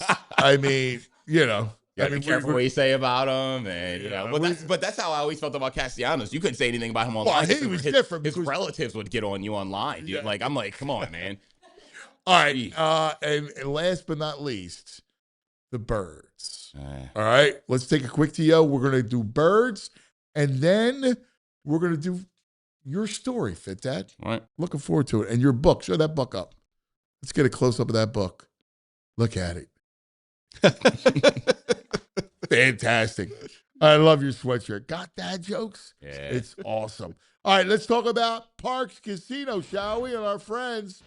How about it? Parks Casino, my choice for a great night out. Award-winning dining. How about headline entertainment? It's got it all. Sing-along brunches in the Liberty Bell Beer Garden. Let's do it. I'll meet you. Latin dance nights, country line dancing, comedy nights, daily happy hours, watch parties, the Bet Park Sportsbook for the biggest sporting events. Enjoy dinner at the Bamboo Noodle House. That the soup is outrageous. The Parks Grill Steakhouse. Oh, big nice steak. See the cover bands every weekend, 360 Lounge, over 3,200 state-of-the-art hot slots, or enjoy 25 craft beers in the Liberty Bell Beer Garden. Make the night complete. Stay at the new luxurious Parksview Hotel at Parks Casino, which is just steps away from Parks Casino, and offers complimentary shuttle service. For a complete schedule of headliners and to buy tickets, go to parkscasino.com. You got to be 21. If you have a gambling problem, please call 1-800-GAMBLER. Let's talk about Ace Hardware Home Services. They're so important this time of year. Heat and humidity sneaking in. The AC might not be cranking like it should. And the temperatures are changing. It's getting warmer, so don't worry. If you got issues, Ace Hardware Home Services, they got you covered. From AC repairs to water heaters, plumbing, electrical, they're trusted pros that bring the same helpful service from the Ace stores right to your home, right to your front door, from Philly to the Jersey Shore. And it's important. They got the right people. They bring the right tools, the right know-how. They got everything you need. So whether it's a quick fix or a big summer project, they've got all the tools. They've got the know-how. Then the people to get the job done right. You see their trucks all around town. All your neighbors are using them. Ace Hardware Home Services, they're bringing the helpful to your home. It's that helpful you love from the store right to your home. So visit acehardwarehomeservices.com today to get started on your next home repair project. All right. Love, hate, hate. Big farts. Love, hate. love. I love big farts. He's the best. Fit Dad, birds. Okay. I mean, I don't think we're going to find anyone that does not love Howie, right? No, I love Howie. Yeah, there's no love hate there. It's hard to hate anything that guy does, even when he messes up on a draft pick at this point. You know what I mean? You once upon a hate time. Love. I'm a hate love. I hated him. Mm-hmm. I kind of love him now. Yes. Yeah, he takes the beer can off the face. Yeah. Keeps going. Fires up a cigar afterwards. Didn't I hook you up with him? Like No, I would call the show and harass him after every loss. Oh, he would. I saw Howie and I did a show together, and I'm like, and he would call the show. I'm like, dude, stop! Like, don't kill the guy. Like, you're killing me. Like, it's not, I'm on here too. I gotta, like, I want to make sure the guy's not getting trapped. Yeah. Right?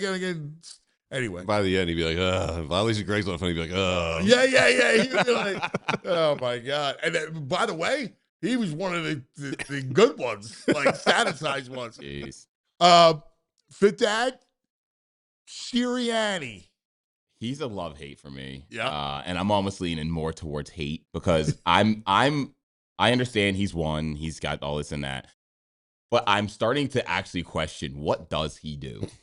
Just now? Yes, because I've always been so blinded by the winning that I was like, I made excuses for it. But now I see the relationship that Howie has with the new offensive coordinator. I see a little nod that he gave him at the draft, and I'm like, what's going on here? And I'm like, but I even listen to Sirianni when he gets these calls at the draft, and I'm like, he's like, hey man, welcome. Yeah, they're the worst. It's like, what do you? They're the That's worst. it. That's all you're saying? Yeah. Like, I'm like, what do you mean? Like, hey, listen, we're going to utilize you, and like, blah, blah. And I'm sure he's had those conversations, but I'm like, sometimes I listen, and I'm just like, what are you saying? Like, honestly, what do you have anything else to say besides that? Like the highlight of the kid's career. Yeah. Like, it's just like, hey, buddy. Yeah, good to hear from you, man.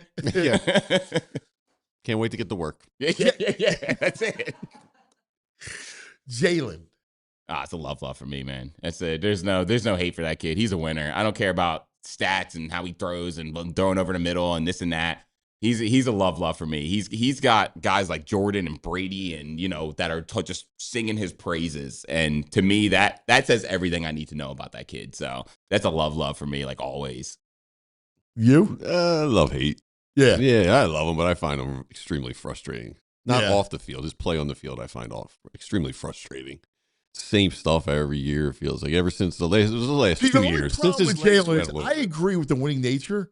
Oh, yeah. But he's not Jordan or he's Brady. not, but he's not that good. The problem is he's got to be better. Yeah, he does. He's got to up his game. He's got to increase parts of his game. Like, this is a huge year coming in. Yes, like, it is. I'm with you. Like, here's the deal. I'd love for him to get it, right?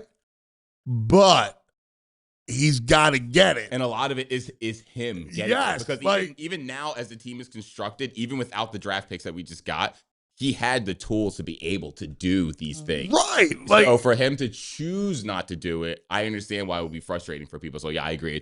I can't. Like, that's the one area where I got, and I don't like the excuse making. Like, oh, yeah, any little thing is a criticism. Well, look at the passing offense. Like, Can't not all the just put coordinators. that on everything on Patullo. That's why, I understand where people are like, this wasn't all Patullo's fault. Right. It was the team. Like, listen, he wasn't any good. No, he wasn't. But, whatever. Yeah. All right. AJ. For me, it was always a love. I'm leaning more towards love, hate at this point because he's choosing to leave this team when he doesn't need to, and he's doing it merely for himself, for selfish reasons, if all reports are true. And what does that mean? Like, if he says, I don't like playing with the quarterback. Yeah. Well, it means he doesn't like playing with the quarterback, but guess what? You won with the quarterback.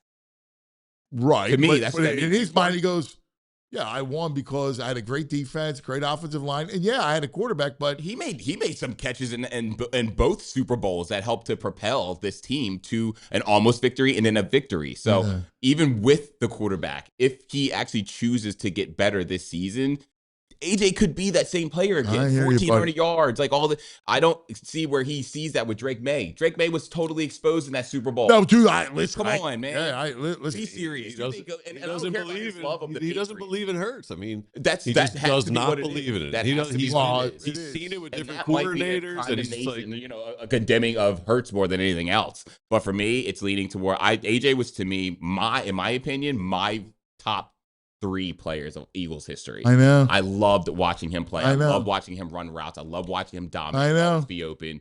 And it just kills me that he. I know. You're right. You're right. BG?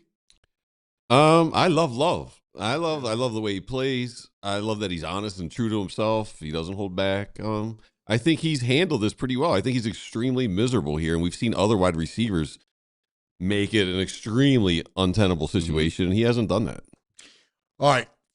There's nobody else. Everybody else is like, you love them, right? Like, there's nobody else. So here's what I want to do. I want you to tell the story of Fit Dad and how Fit Dad came to be, Dave. So it's obviously like social media is a big part of what I do. And the actual name Fit Dad came from when I was doing a wellness business before. And I was doing some coaching. And so hence the Fit Dad part of it. And because of that, I just always kind of kept the name, that handle. And around 2020, when, everything happened with COVID and all that, I took the opportunity to start making some videos, and it sort of just like grew from there. And I took the opportunity to turn it into a business. And, you know, I've always wanted to do something like this in like the entertainment industry, and social media around that time took a big leap with being able to create those opportunities. So I, you know, started perfecting my craft more and more, and it's where it is now. What made you go the route of the dad jokes, which is awesome? Yeah, Like, I mean, I think it's just easy. And I think when I started doing them in the way that I was doing them, it wasn't the same as everybody else, because there was a ton of people that were already doing dad jokes on social media at the time. And when I added that like no dummy factor to it, that was when people started paying attention. And like, I don't barely even do those jokes anymore. And Right. people still come up to me today and they're like, "You're the no dummy guy." Right. And like, if my son's with me, they're like, "Oh, is that the dummy right there?" Like, that? And I'm like, "Oh, guys, still like, you know what I mean?" But like, that's what I'm like known for. And beyond even like my other parenting videos and music videos that I do and all that stuff, people still remember me from like those videos 5 years ago that I used to do. So it's fun. I love doing it. And I laughed so much like making a lot of those dad joke videos as well. So being able to, you know, to make other people laugh during that time was a big thing. Yes. To help to get a lot of people through some tough situations. Did you teach yourself how to cut and Yep. all the video? I taught myself how to edit. I watched a lot of YouTube videos, took a couple of like online courses for it, but a lot of it was just kind of just like watching what other people were doing and just like Get your kind own of spin. figuring out Like how they that. do that, Yeah, try to yeah, figure out yep. like reverse engineer. Well, you're great. Like you know what? You have a knack for your cuts are very good. Like how you Appreciate that. tell the story so quickly, because you have to be quick. You And, gotta be quick, right? Keep people's attention on social media. Yeah, and they're so well done. Appreciate that. They're fun and they're just excellently executed. Thank you. I don't think people know how much work. So if there's a 60-second video, how much work do you put into that? Oh man, I mean, I just did one a couple days ago, and it took me. It's crazy. Like it'll be like 7 minutes of actual footage that are cut down to like 30 seconds. But like it sometimes, depending on what the video is, if you need just a certain angle or whatever it is, like it can take me like up to an hour, maybe more for a video. But some of my more intricate ones can take a couple of hours because it's outfit changes and you know, looking at the script and getting it right. And so it can take anywhere between like half an hour to 2 then hours. you got time to write the script. It's all that too, coming up with that. Yeah. Where do you want to take it? I mean, I would honestly love to get into acting. Yeah. And it's, you know, I've had a few, you know, auditions that I've learned that I definitely need to take some classes. That's for sure. But voice acting, I love. You know, I would love to get into that as well. But honestly, like I want to be the first like social media personality to have like a hit like movie and like TV show also. I think that would be so cool to have that. And I know there's plenty of others who have had like moments and things like that with music, but I would love to be one of the first to actually like be in like a movie, starring in a movie. And, you know, and I know that's a lot of work and those are like pipe dreams, but like I thought this was a pipe dream when I first started it too. So like it kind of opened up a lot of doors. Listen, it's not. Yeah. It's not. Yeah. It's not. It's real. And you could make it happen. Yeah. Where do people get the book? You can get it on Amazon. You can get it on Barnes and Nobles. You can get it right on Penguins Publishing's website. So Dad, it's good. It's literally, I'm talking about, there's everything in here from my no dummy dad jokes to nature jokes. I mean, celebrity jokes, music, food. It was my my labor of love for the last like year. But there's also other aspects of the book that make it different than every other dad joke book. So like it kind of has a little bit of a social media aspect to it as well. Oh, so, cool. And I won't give that part away, but yeah, when you guys get the book, you'll see. Are you doing any signings? Like, you have anything planned? So I'll be at the Barnes and Nobles in Exton on May 13th. I believe that's at 6:00. Oh, great. Well, make sure we'll remind I'll send it all- people. yeah. Like, we'll have you on to remind people on appreciate when it. you're doing that. Do you have a favorite joke in that book? Oh man, I was getting quizzed on my own book last night. And hold on, let me see.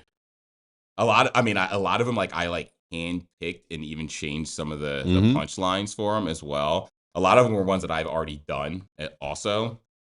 and I kind of just put them. Where's it at? Is it in the? I'll just give you a random one. Oh, this is one. How do you fix a broken tomato? Oh, tomato paste. I love it, man. So it's fun. It's fun ones like that. You know what I mean? It's gonna make for a great gift, and It's a great gift. Everybody should get it. Yeah, It's yeah. awesome. You know what I love about you too? Like you're a real dad. Like you love it the way I love it. yeah. It's my greatest. Driving my kid to school today, and I'm driving Massimo, and he's got too much cologne on. Oh man. He's not. He doesn't care. He gets on me because. So I drop him off at school. There's a line, right? And he's like, "You cross the line every day."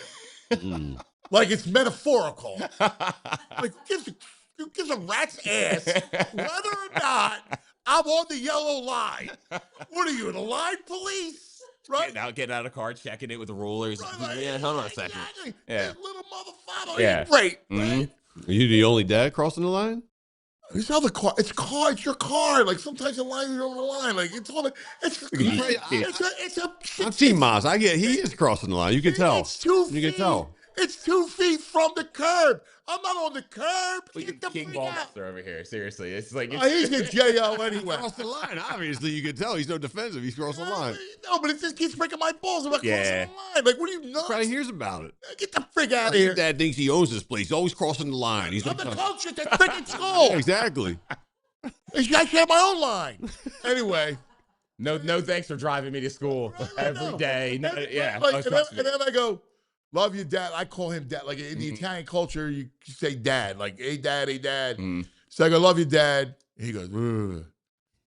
I go, what? Love you. And then he slams the car door. Take your over cologne stank ass out of my car, you little bastard.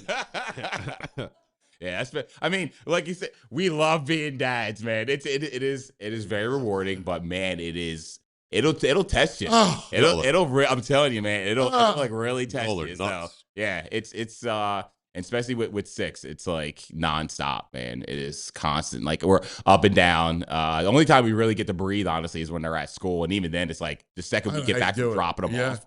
They're like, someone forgot their lunch. Someone forgot their project. Someone forgot their backpack. How do you forget your backpack? Yeah. You're going to school. Right. Like, What else you honestly, need? seriously. So, yeah. It's all right. My man forgot his cleats to go to a baseball game. That's same. My daughter forgot her cleats to go to her lacrosse game. Yeah. So, yep. It is something every single day, Going to honestly. frig back. Yep. And then your head's like this. I don't know about you. Like the other night, I was down. I was like, I need a drink, right? I had no ice to make a cocktail, right? So I just was looking. I had no beer left. I'm rooting through the refrigerator. I'm like, what the? I need to drink something. Like I was like, I gotta drink something, and I saw a freaking bottle of Prosecco. Like, who drinks a bottle of Prosecco like by themselves? By 5 o'clock on a Friday, celebrating whatever it your was, day. right? Like I forget. Maybe it was Thursday. I was like, bleep it! I'm grabbing this Prosecco, and I sit down and I'm drinking out of not even a glass, out of the bottle. And my wife's like, "What's wrong with you?" I was like, what's Tam thinking about this? What's that? I was like, what's Tam thinking about this? Hey, what's wrong with you? What the fuck, man? Like, the dog, he won't take the dog out, so the dog has the pee-pee pad, so then the house smells, and I'm like, dude, take the freaking dog out. You wanted the dog. I love the dog, but take the dog out. You're preaching to the choir right now, man. Like literally every single thing that you just said, it's just the same thing every day. It's just Every a day. new thing. It's a new thing every day. That's all it is, So It's unbelievable. And I'll tell you, this freaking guy, I got to sit next to this dude. All right, we're going to go to the pub. Every night, I'm going to go to the pub. It's glorious. Right? Glorious. Right? I'm going to get drunk every night, go to the pub, and then DoorDash and Inside Out. Florida style pants. It was Taco Bell last night. Ooh. You DoorDash Taco Bell. Darn right. After that win, I was celebrating. Yeah. I showed you a picture. Taco I Bell. put on Dazed and Confused. It had some Taco Bell. Yeah, I ignore your memes and stuff. I just sometimes, but no, you did say Taco Bell. Yeah. I'm not kidding about that. Well, how could you ever go Taco Bell over? You got the Florida styles or cheesesteaks or A something. little healthier. Taco Bell's a little healthier. Taco Bell's healthy. Yeah, you got some beans and rice. It's not a deep Good fried pizza. Listen, I love late night Taco Bell, but I'm not convincing myself it's healthier. Yeah, That's, right? that's In a Florida style. that's not. Anyway, dude, you are a freaking blast. Thank you. I got an Appreciate it. assignment for you. If you're free, he's going away. We may need you to sit in for him. Okay. All right. All right. If your schedule permits. Yeah. All right. We'll have some fun. We got lots to do. You're hysterical, dude. You're great. Appreciate that. We are so grateful to our chat. All right. Love you, chat. I mean, Even if I argue with you guys, I love you. yeah, I'm sorry. No. Before we get out of here, because it's Love Philly, I came across this picture from last night that I love this about Philadelphia. Flyer fans, apparently the Eagles closed their lot and fans couldn't get through. So they used one of the metal barriers and leaned it up like a ladder. Oh my god. And they all climbed over the fence with one of the metal barriers Dude, you guys used did. as a ladder. Wow. And I was like, Wow, that's awesome. That's There ingenious. you go. It's so good. Oh my God, that's ingenious. Wow. I don't know. Maybe. Oh, that's great. They made it work. Look at it. What is like you have center stage in the background. Uh-huh. You got the trash cans in the front in the foreground. Yeah. Right? Like that's Philadelphia. Yeah. That's Hey, awesome. they're not overflowing trash cans either, so I'm surprised about that. Yeah. Yes. Oh man. All right. Jules rules. You love Jules, Dave. Thanks, Jules. Yeah. Fit Dad, you're the best. Thank you. VG, go Flyers. Go Sixers Go Sixers. tonight. Sixers. Yeah. Let's beat Boston and let's play the song. See you tomorrow. We all silly like the mayor.